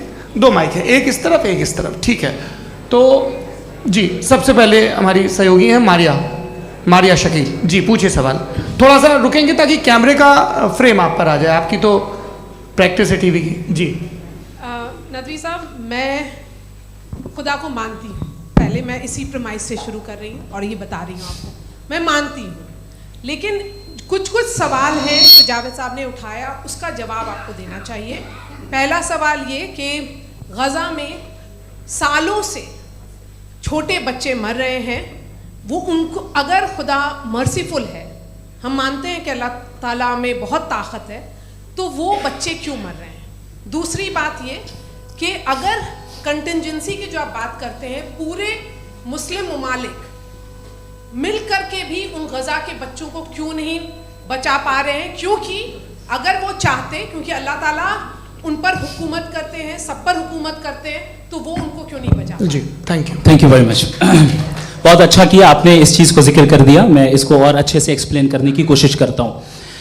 देखें, जहाँ तक आपने कहा कि गज़ा के बच्चों को मारा जा रहा है, देखें 2 वर्ल्ड व्यू है, एक एथीस्टिक वर्ल्ड व्यू, एक थीस्टिक वर्ल्ड व्यू है। बच्चे मर रहे हैं दोनों वर्ल्ड व्यू में, लेकिन हमारा वर्ल्ड व्यू कह रहा है कि रिकॉम्पेंस है, ये कह रहे हैं कि उनका मरना बेकार जाने वाला है, कोई उसका रिकॉम्पेंस नहीं है, चूंकि इनके यहाँ आखिरत और अल्लाह का कोई तसव्वुर या गॉड का कोई तसव्वुर नहीं है। आपने ये सवाल किया कि गॉड मर्सीफुल है, क्यों नहीं रोकता? ये मैंने बताया कि ये मिसकंसेप्शन है लोगों के दरमियान कि गॉड को सिर्फ मर्सीफुल और ओमनीपोटेंट समझते हैं। गॉड के सिर्फ यही 2 एट्रीब्यूट्स नहीं हैं, गॉड के कई सारे एट्रीब्यूट्स हैं, उनमें से अल हकीम भी है, उनमें से ऑल वाइज भी है, ऑल नोइंग भी है।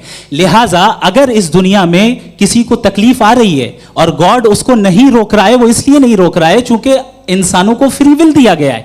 ठीक इसी तरीके से अगर एक डॉक्टर किसी छोटे बच्चे को इंजेक्शन लगा रहा है, उसे तकलीफ पहुंच रही है, उसके लिमिटेड पर्सपेक्टिव के एतबार से यह गलत हो रहा है और डॉक्टर बुरा है। लेकिन जब आप ब्रॉडर पिक्चर को देखेंगी, आपके और हमारे पास सिर्फ एक पिक्सल है, हमें इतना नजर आ रहा है कि गजा में कत्ल हो रहा है, लेकिन इसके पीछे कितना रिकॉम्पेंस उनको मिलने वाला है, पूरा पिक्चर गॉड के पास है। तो एक पिक्सल से आप पूरे पिक्चर को कभी भी जज नहीं कर सकती। आप इसमें कुछ जोड़ना चाहेंगे?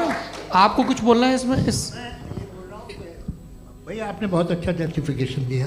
या आप वो जो वहाँ के प्राइम मिनिस्टर इजराइल के उन्हें भेजिए, वो बहुत खुश होंगे। आप जस्टिफिकेशन दे देना कि अगर गॉड नहीं है तो बच्चे क्यों मर रहे हैं, आप बताएं। वो ये सवाल पूछ रहे हैं कि अगर आप ईश्वर का अस्तित्व नहीं मानते हैं तो उन बच्चों की मौत को आप कैसे इंटरप्रेट करते हैं?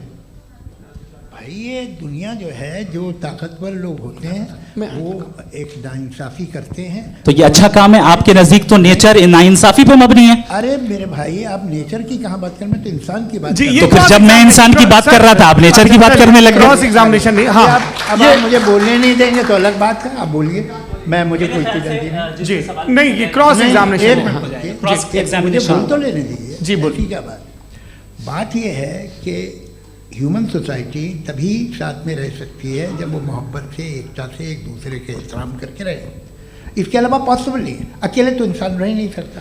वहाँ पर कुछ लोग हैं जो फाउल करते हैं, वो फाउल हमेशा से तारीख में होता आया है। आज ये हो रहा है, जो हो रहा है बहुत बुरा हो रहा है, बहुत जालिमाना है, बहुत जाबराना है। उसको आप कहें कि ये बच्चों को कॉम्पनसेशन मिल जाएगा या इसकी इंजेक्शन है, इंजेक्शन तो हेल्थ के लिए दिया जाता है। आप ये कह रहे हैं कि ये बच्चों की जो धज्जियाँ उड़ रही हैं ये इंजेक्शन है, ये टेस्ट है, ये टेस्ट है और उस टेस्ट में उनको ऐसा रिकॉम्पेंस मिलेगा जो आपके तस्वुर के बाहर है। ये आप 3 बरस के बच्चे को बारूद से उड़ा के टेस्ट ले रहे हैं, वाह। वो नहीं ले रहा है, खुदा नहीं उड़ा रहा है, इजराइल उड़ा रहा है जी। ये तो उसको कंडेम अगला सवाल लेते हैं, अगला सवाल लेते हैं प्रोफेसर पुरुषोत्तम अग्रवाल। मुफ्ती साहब, एक निवेदन आपसे है कि कम से कम थोड़ा सा माइक क्लोज एक रिलीजियस और फिलोसफिकल कर मैं प्लीज। एक रिलीजियस और फिलोसफिकल ट्रेडिशन है जो ब्रह्मांड को यानी यूनिवर्स को ही अंतिम मानती है। सर्वम खलु इदम ब्रह्मम, this is Chandogya Upanishad and it completely rules out the existence और नेसेसिटी, आपके शब्दों में necessity of a creator. The creation itself is the creator. तो एक मिनट प्लीज। दूसरा जो सवाल आपने अभी जो आप बार बार कह रहे हैं कि भगवान विद्वान भी है, वाइज, सब जानने वाला, तो अगर विजडम में दुनिया भर के पापों और अत्याचारों को बर्दाश्त करना शामिल है, तो फिर इसका मतलब ये हुआ कि अगर मैं फ्री विल से उसको अपोज करता हूं तो ईश्वर की विजडम और मेरी फ्री विल में कॉन्ट्राडिक्शन है। Because when I am opposing whatever is happening in Gaza, then I am opposing the God's will और गॉड्स विजडम। जवाब लेते हैं क्योंकि तो गॉड की विजडम में, एक मिनट सर प्लीज सर, ये एक जुमला, गॉड की विजडम है कि गाजा में जो कुछ हो रहा है वो हो रहा है, मैं उसका अपोज कर रहा हूं, तो मैं गॉड की विजडम के खिलाफ जा रहा हूं। एक सवाल। दूसरा ये नहीं, आपने 2 ऑलरेडी। सर आप और सवाल कर लें, लेकिन मुझे 2 जवाब दे। पहले आपने ये कहा, सुनिए मेरी बात सुनिए। इजराइल के गॉड के मुताबिक तुम्हारा ठीक हो रहा है ना? नहीं हो रहा है, ठीक नहीं हो रहा है, मैं बता रहा हूँ क्या हो रहा है। आप तशरीफ रखिए, मैं बता रहा हूँ क्या हो रहा है। Late me complete please. एक सेकंड गाइस, एक सेकंड। ये देखिए, ऐसा है कि ये सब बड़ा आपस में विचार विमर्श के बाद ये तय हुआ था कि कुछ नियम बना लिए जाएं ताकि एक टाइम बाउंड बातचीत चले। और भाई साहब, आप बड़ा ज़रूरी काम कर रहे हैं, लेकिन कैमरे के फ्रेम में आके उस काम को गड़बड़ कर दे रहे हैं। ठीक है गुरु, अब मेरे को कहीं का गुस्सा कहीं निकालना था, सॉरी।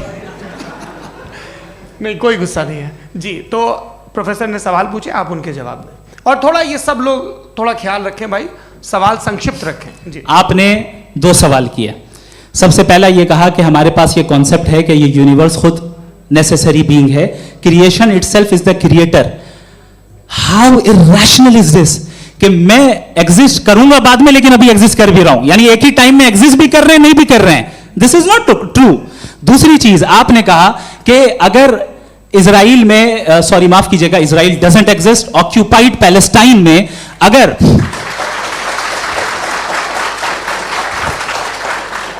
ऑक्यूपाइड पैलेस्टाइन में बच्चों को मारा जा रहा है फ्री विल की वजह से और गॉड नहीं रोक रहा, ये कॉन्ट्रडिक्शन है। ये बताइए कि एक एग्जाम में एक बच्चा गलत आंसर लिख रहा है, सुनिए, एग्जामिनर चाहे तो रोक सकता है, क्यों नहीं रोक रहा है? ये कॉन्ट्रडिक्शन है, ये कॉन्ट्रडिक्शन नहीं है।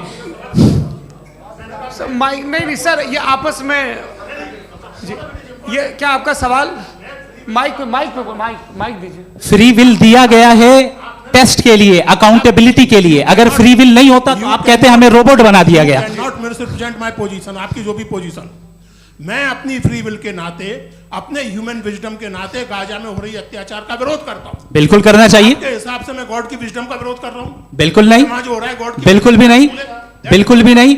उसका वहां पर गाजा में कत्ल होना ये इंसानों के गलत इस्तेमाल का नतीजा है, फ्री विल के इस्तेमाल का नतीजा है। गॉड इसका हुक्म नहीं देता, उससे रोकता है। यही तो मसला है ना, आपके लिए कॉन्सेप्ट क्लियर नहीं नहीं भाई, आपने तो बताया था इंजेक्शन लगाने से बच्चे को तकलीफ होती है, ये इंजेक्शन लगा। सर आप ऐसे रेटोरिक स्टेटमेंट दे तब तो कोई मसला नहीं समझते रहेंगे। This is a rhetoric statement, this is not a logical argument sir. I am sorry, I am sorry. आखिरी 30 मिनट बड़े मुश्किल होने वाले हैं जी। मुफ्ती साहब आगे बैठे हैं, इनको माइक दीजिए। हाँ तरुण, माइक आप अपने पास रखिए, आपको कैमरे का फ्रेम पता है जी। सबसे पहले दोनों को मुबारकबाद। एक सर अपना आप नाम बता दें। आप अमेरिका में शिकागो में रहते हैं, इतना मुझे याद है। बताया आपको, यासिर नदीम अलवाजदी मेरा नाम है।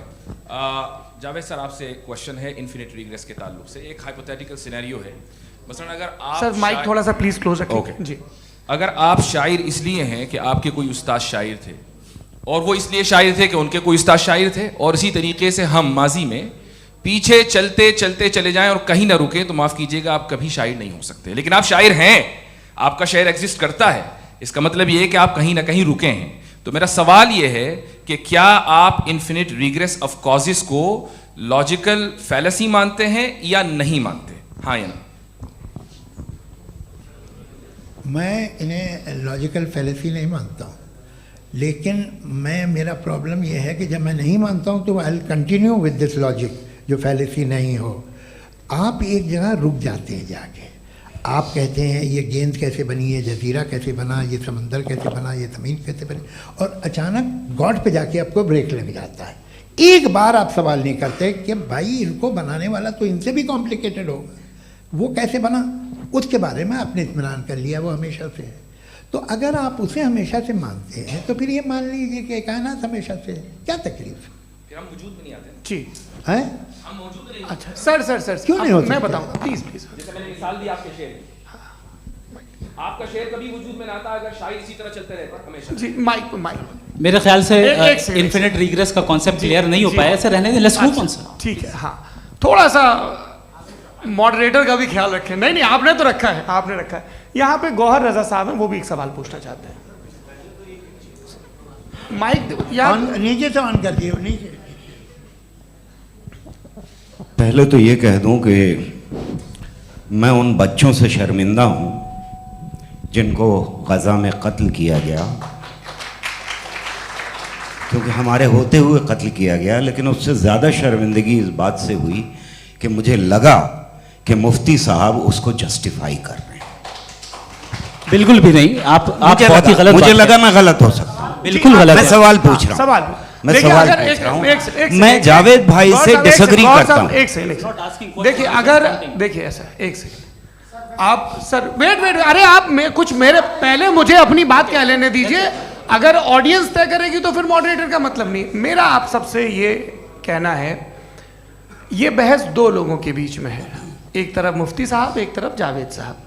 पिछले 1.5 घंटे से ये लोग अपने अपने तर्क रख रहे हैं। आपकी इनसे इत्तेफाकी हो सकती है, ना इत्तेफाकी हो सकती है। मेरे उस्ताद मुझे सिखा गए हैं कि मुखामुखम में असहमति की गुंजाइश बची रहनी चाहिए। अगर मैं आपकी बहुत इज्जत करता हूं गौहर साहब, आपने जो कमाल की किताबें लिखी, साइंटिफिक टेम्परामेंट, लेकिन मेरी ये गुजारिश है आप सबसे कि यदि आप इन लोगों ने जो बोला उन पर टिप्पणियां करेंगे तो ना वक्त की पाबंदी रहेगी, ना वो अनुशासन। आप सवाल पूछ लें, उस सवाल में जो बात आ जाए वो आ जाए। मैं जावेद साहब से डिसएग्री करता हूं, इसलिए जावेद साहब से सवाल पूछ रहा हूं। आपका सवाल जावेद अख्तर साहब से। और सवाल ये है मेरा कि जावेद साहब ने कई बार लॉजिक का इस्तेमाल किया कि साइंस में लॉजिक है और रिलीजन में लॉजिक नहीं है। मेरा ख्याल ये है कि रिलीजन में भी लॉजिक है, लेकिन उस लॉजिक की बेसिस ये है कि आप रुक जाते हैं, जिसका जिक्र जावेद साहब ने बार बार किया, यानी खुदा के तसव्वुर पे आते हुए, गॉड के तसव्वुर पे आते हुए रुक जाते हैं। और इसमें सवाल पूछना मतलब फॉरबिडन होता है। सवाल ये है कि क्या जावेद साहब इससे एग्री करते हैं कि साइंस की लॉजिक अलग है और रिलीजन की लॉजिक अलग है? बताइए सर। देखिए, 3 चीज़ें हैं, साइंस है, एक है मंतिक है, इस्तिदलाल है, और एक जो है कुछ भी नहीं है, फेथ है, अकीदा है। मैं अकीदे की लॉजिक का कायल नहीं हूँ। मुझे आप इस्तिदलाल से, लॉजिक से, रीज़न से समझाइए, मैं मानने को तैयार हूँ, मेरा क्या नुकसान होगा। लेकिन ये कि अकीदे पे मैं नहीं जा सकता हूँ। अकीदे का मतलब है कि तुम ये मान लो, सवाल ना करो, ये नहीं। आप सारी बातें करके, बड़ी साइंटिफिक बातें करके एक जगह जाके खुदा के वजूद पे रुक जाते हैं, सरेंडर कर देते हैं। मैं सरेंडर करने को तैयार नहीं। दैट्स ऑल जी। ये आगे सर बैठे हुए हैं, इनको माइक दीजिए। भाई। वो आप पूछना चाह रहे थे ना भाई? हाँ, नहीं मैं ये थैंक यू जी। आपका नाम? आसिम इफ्तिखार। आसिफ जी, पूछिए। सर, जावेद सर से सवाल है कि आपने अपने माइक थोड़ा करीब रखिए। अपने क्लोजिंग स्टेटमेंट में ये बात कही थी कि मज़हब का जो फ्यूचर है वो ज़्यादा दिन नहीं जाने वाला है, लेकिन मैं देख पा रहा हूँ कि जो ऑक्सफोर्ड यूनिवर्सिटी की एक स्टडी है 2011 में हुई है, जिसके 50 एकेडमिशियंस ने इसको अंजाम दिया था, उसमें वो ये कहते हैं कि जो फेथ इन गॉड है वो इनबिल्ट है ह्यूमन नेचर के अंदर, जिसको हम कहते हैं फितरत के अंदर शामिल है वो। और वो ये कहते हैं कि अगर कोई ये समझता है कि मज़हब को वो ख़त्म कर देगा तो ये उसकी गलत फहमी है। तो आप इसके बारे में, इस स्टडीज़ के बारे में क्या कहते हैं? ठीक है, मैं उनसे एग्री नहीं करता हूँ। वो कौन से प्रोफेसर होंगे? ऐसा उनके क्या पास डेटा है, इन्होंने डेटा के बेस होगा। डेटा क्या हो सकता है? फ्यूचर का डेटा तो नहीं हो सकता ना उनके पास, प्रेजेंट का डेटा हो सकता है। डेटा आपने सुना 100 साल पहले का बाद का डेटा, मैंने तो नहीं सुना आज तक। तो आज उनकी ये राय है और होगी राय, ठीक है, दुनिया में तरह तरह की राय है लोग, लेकिन मैं समझता हूँ कि वक्त के साथ इंसान ज़्यादा से ज़्यादा रीज़नेबल और लॉजिकल होता जा रहा है। आज आप देखिए वेस्टर्न यूरोप में क्या परसेंटेज है नॉन बिलीवर्स की, बहुत हाई, वहाँ चर्च खाली पड़े होते हैं। तो अल्टीमेटली तो इंसान कोई ऐसी बात बहुत अरसे तक नहीं मान सकेगा, चाहे गलत या सही, जो उसे उसके दिमाग को, उसके जहन को, उसके लॉजिक को अपील न करे। वो कह रहे हैं तो ऑक्सफोर्ड के होंगे तो कैम्ब्रिज के होंगे, तो मुझे क्या लेना देना, उनका डेटा मुस्तकबिल का नहीं हो सकता है। जी दीपक, हाँ पूछिए। मैं आऊँगा, अभी पीछे की साइड भी आऊँगा, माइक वहीं भेजूंगा 2-3 साल के लिए। जी जावेद साहब, आपसे सवाल है। नमस्ते। अरे भाई सर, अगर आप ही लोग तय करना है तो फिर 200 लोग तय कर लें। नहीं sir, please don't do this sir, everybody has a right sir, but we can only take selected questions. No sir, ये यंग लोग भी हैं तो इनकी ये अब उतने यंग, भाई आप यंग हैं कि नहीं हैं? वो कह रहे हैं वो भी यंग हैं साहब, आप उनकी नौजवानी पर दावा उनको ही करने थे। हाँ मुफ्ती साहब आप यंग, हाँ पूछे। अरे भैया सर मेरा सवाल ये है, कुछ इनसे भी तो पूछो। जी नहीं, बस आपसे एक सवाल है। जैसे थीस्टों के पास अपने जो ईश्वर को मानते हैं उनके पास अपने सोशल गेट टुगेदर्स हैं, 5 रोज़ आज क्रिसमस आने वाला है, होली है, दिवाली है, ईद है। एथिस्ट क्या ऑफर कर रहे हैं? मतलब मैं इनकी दुकान से बोलूं मैं आना चाहता हूं उस तरफ, पर मैं अट्रैक्ट नहीं हो पा रहा हूं। मैं सोशल गेट टुगेदर्स क्या है आपके पास? वो ये कह रहे हैं कि जो धार्मिक लोग हैं, अलग अलग धर्म के लोग, उनके उत्सव त्योहार कांग्रेगेशन बहुत हैं। अब आपको मैं एक सुनाता हूँ, यहाँ हिस्टोरियन भी बैठे हैं, मृदुला जी आप बताइएगा सही है क्या। ये एक कॉन्स्टेंटाइन, एक ग्रीक रोमन बादशाह था जो क्रिश्चियनिटी आने के 400 साल बाद उसने डिसाइड किया कि मैं क्रिश्चियन हो जाऊंगा, मेरी पूरी स्टेट कैंसिल हो जाएगी। उस ज़माने में ऐसे ही होता था, राजा जो धर्म इख्तियार करता था वो जनता भी कर लेती थी, इसलिए कि वो हो गया था बैंकरप्ट, और उसे जो मेडिटेरियन कोस्ट के रिच क्रिश्चियन वो थे मर्चेंट, उससे पैसा चाहिए था। तो उसने कहा यार क्रिश्चियन हो जाओ। तो उसने अपने वजीर से कहा कि भाई ये हिस्ट्री है कि अब हम लोग क्रिश्चियन हो जाते हैं। कहते सर हो जाएंगे, कोई प्रॉब्लम नहीं है, लेकिन एक प्रॉब्लम ये है कि 17 दिसंबर से 25 दिसंबर तक जो पेगन फेस्टिवल होता, जो पेगन्स थे वो लोग, जो फेस्टिवल होता है वो बंद हो जाएगा, इसलिए कि हम क्रिश्चियन हो गए तो होगा नहीं। तो वो बच्चों को बहुत बुरा लगेगा, पब्लिक को बहुत इन्जॉय करते हैं, ख़ासतौर से 25 को मेन डे। उसने कहा हाँ ये तो सही कह रहे हो, ये जीसस क्राइस्ट की पैदाइश कब थी? कहते साहब वो अप्रैल में थी। नहीं कट करो, वो 25 दिसंबर को है। यह हकीकत है जी। और 400 साल बाद क्रिश्चियनिटी के अप्रैल से दिसंबर ले आए, और इसलिए कि यहाँ पेगन फेस्टिवल होता था। अब मनाते हैं आप आराम से। ये जो सारे फेस्टिवल हैं ये रिलीजन से, हर एक को एक इंटरटेनमेंट डिपार्टमेंट चाहिए होता है अपनी कंपनी चलाने के लिए। तो ये रिलीजन ने, ये सेकुलर त्यौहार थे जिन्हें रिलीजन्स ने ले लिया है। ये मौसम के थे, फसलों के थे, किसानों के थे, उसको आपने लेके रिलीजियस रंग दे दिया। ये कोई रिलीजन से थोड़ी आए आप। अच्छा हमें देखिए, हम तो मुल्द हैं, हम ईद मनाते हैं, हम दिवाली मनाते हैं, हम होली मनाते हैं, हम क्रिसमस मनाते हैं। बम्बई की फिल्म इंडस्ट्री की सबसे बड़ी होली हमारे घर में, सबसे बड़ी ईद हमारे घर में। वो हमारे सोशल वो है, हमारे हेरिटेज है। ऐसा थोड़ी है कि we will throw the baby along with the water. ये तो अच्छी चीज़ है, इन्हें रखो, जो बेकार है फेंक दो।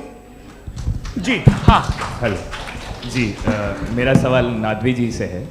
जैसा कि आपने बोला कि गॉड टाइम के भी परे हैं, और गॉड इतनी कॉम्प्लेक्स चीज़ है कि उसे ह्यूमन माइंड समझ नहीं सकता, और गॉड ने अर्थ पे फ्री विल भी दे दी है। तो आप अपना वक्त ज़ाया क्यों कर रहे हैं गॉड के बारे में बात करके? अपन को तो बात करनी चाहिए कि सोसाइटी को बेहतर कैसे करें। जी, मैं गॉड वही बताता है सोसाइटी को कैसे बेहतर करें। अभी मैं आपका जवाब देता हूँ। आपने कहा कि टाइम पे वो एग्जिस्ट नहीं करता, मेरा सवाल ये है कि जैसा आपने बोला कि गॉड बहुत ही कॉम्प्लेक्स चीज है। मैंने कहा ही नहीं कि कॉम्प्लेक्स है, तो आपके अल्फाज हैं। कॉम्प्लेक्स का लफ्ज गॉड के लिए सुइटेबल नहीं है। क्यों? क्योंकि कॉम्प्लेक्स वो चीजें होती हैं जो ऑब्जेक्ट हो। God is not an object जिसको आप इंस्ट्रूमेंट के जरिए लेबोरेटरी में जाके टेस्ट करें, oh it's very complex. No, वो कोई कार का इंजन नहीं है। मेरा वो फिलोसॉफिकली नेसेसरी बीइंग ऐसी बीइंग है जो सिंपल बीइंग है। हाँ, आप उसको मुकम्मल तौर पे उसकी तमाम हिकमतों को जान ले और हर चीज को जान ले, ये पॉसिबल नहीं है, क्योंकि वो ऑल वाइज है, आप ऑल वाइज नहीं है, और वो खुदा है, वो आपको सारी चीजें बता दे, ये जरूरी नहीं। मेरा सवाल ये नहीं था, मेरा सवाल ये था कि जब गॉड इतना परे है इस दुनिया से कि उसने अर्थ पे फ्री विल भी दी है, हम सब ह्यूमंस की फ्री विल है, और जो सोसाइटी में हो रहा है वो अपन लोग डिसाइड करेंगे, तो अपन लोग डिसाइड नहीं करेंगे ना, अपन लोग डिसाइड नहीं करेंगे। गॉड जो है, गॉड ने वो उसकी जात, उसकी एग्जिस्टेंस टाइम एंड स्पेस से परे है, लेकिन वो हमारा टेस्ट ले रहा है और उसी गॉड ने हमें बताया कि तुम्हें क्या करना है क्या नहीं करना है, तो जाहिर उस गॉड की बात सुनेंगे ना हम। जी, वो पीछे एक चश्मा लगाए जो मैम खड़ी हैं, उनको दीजिए। हाँ, आप जी जी बिल्कुल आएंगे।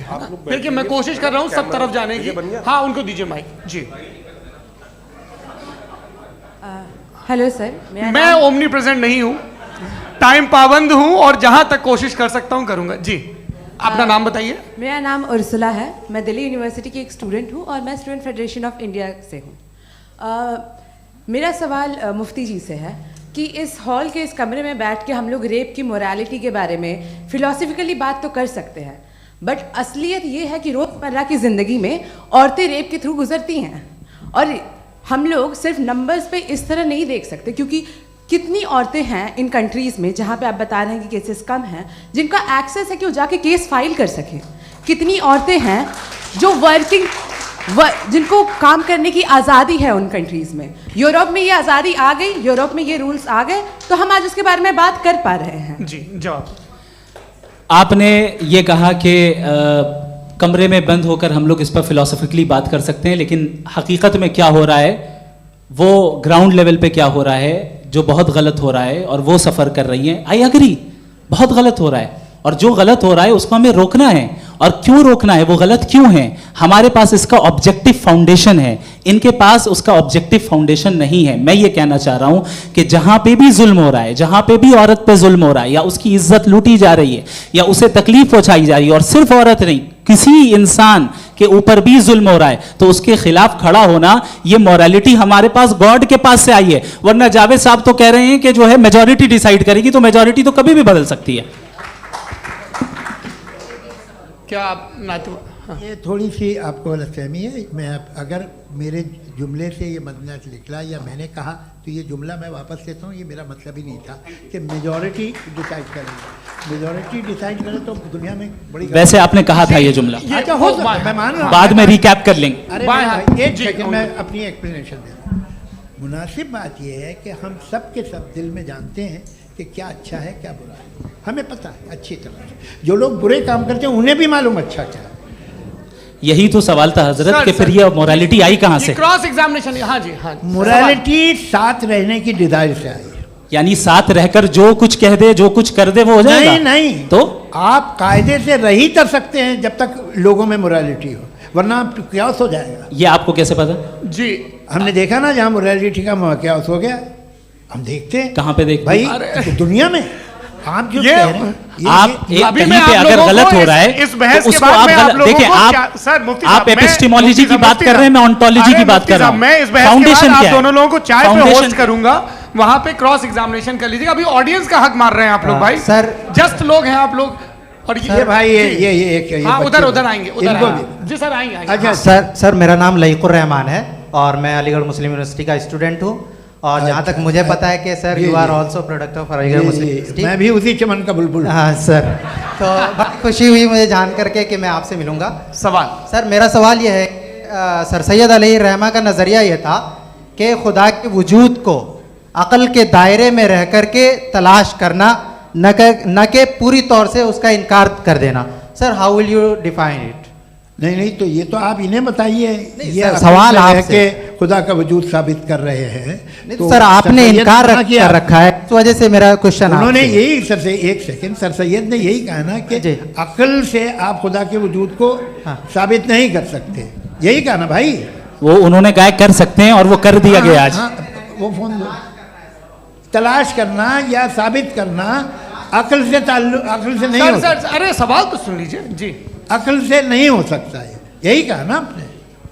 अकल से हो सकता है। अरे वो यही कह रहे हैं भाई, आप बता रहे हो सकता है, वो तो कुछ और।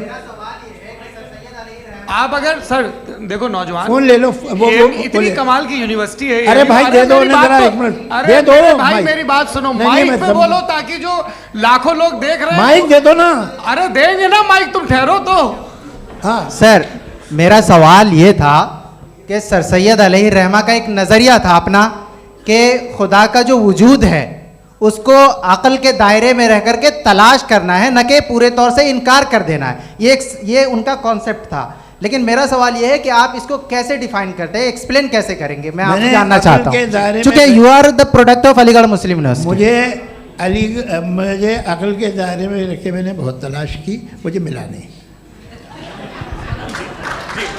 हाँ ये इधर वो चश्मा लगाए जो, हाँ उनको दे दीजिए। जी जी फटाफट पूछिए, बस 5 मिनट है, 5 मिनट में खत्म हो रहा है। हाँ अस्सलाम वालेकुम मुफ्ती साहब। एंड मेरा सवाल जावेद अख्तर साहब से। क्या नाम है आपका? अरे भैया सब मुझे पूछ रहे हो।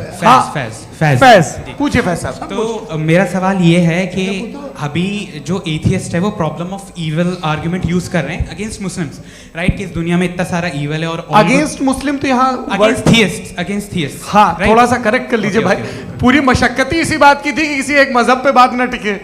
जी, तो बेसिकली ये आर्गुमेंट ऐसा है कि इस दुनिया में इतना ज़्यादा ईवल एग्जिस्ट करता है और अगर एक ऑल गुड गॉड है तो वो रोकता क्यों नहीं है? लेकिन इस सवाल में एक हिडन अजम्पशन ये है कि इस दुनिया में ईवल एग्जिस्ट करता है। अब एथियस्ट ये कैसे ऑन्टोलॉजिकली प्रूव कर सकते हैं कि इस दुनिया में ईवल एग्जिस्ट करता है? मैं आपको बताता हूँ, थोड़ा सा समझा। नहीं सर हम लोग इनको सुनिए। नहीं please don't do that. I want to explain ontologically. नहीं हम समझ गए सर, इनको अब जवाब देने दीजिए। अच्छा सवाल पूछ लो। मैं अभी तक क्या था वो मैं थोड़ा सा ऐड ऑन कर लेता हूँ। तुम गुरु, तो हम जब इसका राउंड 13 करेंगे ना तब तुमको स्टेज पे बिठाएंगे। जी तो हाँ जल्दी से। तो देखिए एथियज्म के हिसाब से सब कुछ रैंडमली बन गया है, सब कुछ एटम्स और मॉलिक्यूल्स है। एक पत्थर में और मुझ में सिर्फ इतना फर्क है कि हम लोग एटम्स और मॉलिक्यूल्स का अलग अलग रीअरेंजमेंट है। अब एक पत्थर को कोई इंसान तलवार से 2 टुकड़ों में काट दे या मुझे, according to atheism it is same. There is no evil and good according to atheism. जी अच्छा फैज साहब का सवाल ये है कि हाँ कोशिश भी करते तो इससे गलत सवाल नहीं कर पाते। एक लाइफ फॉर्म है और लाइफ फॉर्म में फीलिंग्स हैं, मतलब लाइफ फॉर्म सुनता है, देखता है, टेस्ट कर सकता है, फील कर सकता है। तो उसकी जो ये जो क्वालिटी इस बबल में आ गई हैं वो जानवर में भी है, इंसान में भी है। तो जाहिर है कि उसे कोई तकलीफ पहुंचेगी, तो चूंकि उसके पास वो सेंसिटिविटी है तो मैं करेगा। पत्थर में वो सेंसिटिविटी नहीं है। तो ये क्या सवाल हुआ कि अगर पत्थर को काटा तो पत्थर को तकलीफ नहीं होती, तो आपको काटे तो आपको क्यों तकलीफ हो? बैठ जाइए। जी हाँ अगला सवाल। हाँ पूछे जी जावेद अख्तर साहब। अरे भैया सब आप लोग मुफ्ती साहब को छोड़ रहे हैं, तो मेरे ही पीछे पड़े हैं क्या? चलो बोलो भाई। You asked how God can exist when children die in Gaza. Huh? You asked how God can exist when children die in Gaza, and you also mentioned the rise of atheism in Europe. But the same events also are leading many atheists and non-believers to turn towards faith. How do you interpret this contradiction, where suffering pushes some away from God, yet brings others closer to belief? आपको एक बात बताऊं, दुनिया perfect तो कहीं भी नहीं है, हर जगह कुछ खामियां हैं। बेटा एक मिनट, आप ही को कहेंगे, देखो वो तो कुछ खामियां, कमज़ोरियां, खराबियां सब जगह है। लेकिन अगर देखोगे ईमानदारी से कि दुनिया सबसे ज़्यादा महज़ब कहाँ है, एक आम शहरी को कहाँ हुकूक हासिल हैं, वो बोल सकता है, अपनी मर्ज़ी से काम कर सकता है, अपनी मर्ज़ी से राय दे सकता है, हुकूमत के ख़िलाफ़ बोल सकता है, बरसरे इक़्तिदार लोगों के बारे में बोल सकता है, सरमायादारों के ख़िलाफ़ बोल सकता है। तो आपको ये स्कैंडिनेवियन कंट्रीज़ में मिलेगा, वेस्टर्न यूरोप में मिलेगा। मैं नहीं कह रहा वो परफेक्ट है, बिल्कुल नहीं, वहाँ बहुत ख़राबियाँ भी हैं, परफेक्ट तो कोई। लेकिन जिन जिन मुल्कों में, लैटिन अमेरिका देखो, गल्फ़ देखो, वहाँ पर आपको ये ज़रूर है कि रेप नहीं होते होंगे। रेप की ज़रूरत क्या है भाई? उसको तो ख़रीद लो, घर में रखो, सड़क पर रेप करने की क्या ज़रूरत है? मगर सुनिए, मगर हकीकत ये है कि वहाँ शख्सी आज़ादी राय देने की, बोलने की नहीं है। जी ये एक आखिरी सवाल मुफ्ती साहब से। हाँ मैम, इनको माइक दीजिए। शुक्रिया। मेरा नाम मनीषा है, मैं हरियाणा से आई हूँ। मैं मुफ्ती साहब से एक बात पूछना चाहती हूँ। आप बार बार जावेद साहब को कॉन्ट्राडिक्ट तो कर रहे हैं कि आपने ये कहा, लेकिन आप भी अजम्पशंस के बेसिस पे बात कर रहे हैं। आपने खुदा के होने का कौन सा प्रूफ पेश किया है खुदा की एग्जिस्टेंस का? अब इस सवाल को अलग रहने दीजिए, कौन एथीस्ट है कौन नहीं है। और दूसरी बात जो आपने एक छोटी सी कही थी कि ये फ्री विल का इस्तेमाल करता है इंसान अपनी, लेकिन इस फ्री विल का इस्तेमाल में मतलब खुदा ने ये दे दी सबको ये इजाज़त कि वो कितना घिनौनापन और कितने ज़्यादा ख़राब से ख़राब तरीके इस्तेमाल कर सकते हैं। जवाब सुनते जी। आप फ्री विल को मानती है ना, या अब कहती है कि फ्री विल नहीं है ना, मानती है ना? तो अब आपके पास इसका कोई एक्सप्लेनेशन नहीं है कि अगर एक इंसान उस फ्री विल का इस्तेमाल करके गलत काम कर रहा है और बच के अच्छी ज़िंदगी गुजार के निकल जा रहा है, उसका कोई रिकम्पेंस नहीं है। हमारे वर्ल्ड व्यू में जो इंसान गलत काम कर रहा है उसको भी रिकम्पेंस यानी उसका बुरा बदला मिलना है, और जो सही काम कर रहा है उसको सही बदला मिलना है। लिहाजा जो फ्री विल है वो इस तरीके से है कि एक लिमिटेड टाइम तक खुदा ने मोहलत दी है। ऐसा नहीं कि छूट दे दी, जो करना है करते रहो हमेशा। वक्त आएगा जब एग्जाम का टाइम खत्म होगा तब रिजल्ट आएगा। दौराने एग्जाम जबरदस्ती आपको नहीं बताया जाएगा। अरे भाई एक सेकंड, जी एक सवाल मुफ्ती साहब से मेरा, मुफ्ती साहब से एक सवाल, रुक जाइए, आपसे फोन, आप इसके बाद आपसे यही रहेंगे वो। हाँ बोलिए। मैं मुफ्ती साहब एक ही सवाल करता हूँ कि अगर जो हो रहा है फ्री विल से हो रहा है और एक दिन बरोज़ क़यामत इंसाफ होगा मैशर में वगैरह वगैरह, तो दुआ क्यों मांगते हैं लोग? दुआ मांगते हैं इसके मतलब है अभी भी उसने ये डिपार्टमेंट रखा है कि मैं रोज़मर्रा की ज़िंदगी में बिल्कुल बिल्कुल ही कैन। तो तुम कैन हो, तुम मुझे नौकरी दिला देते हो, मेरे बेटे को ग्रीन कार्ड दिला देते हो, और 45,000 बच्चे मरते हो उन्हें रोकते नहीं हो।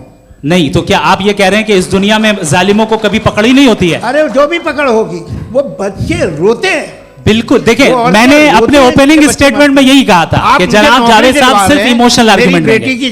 This is an emotional argument. ये छोटे मोटे इसके पीछे का रीजन मैंने बताया क्या है। देखिए मैं बार-बार यहाँ पर मंच से आप लोगों को सज्जनों इसलिए कह रहा हूं ताकि थोड़ा सा आपके कॉन्शियंस पे जोर रहे कि आपको ऑर्डर बचा के रखना है।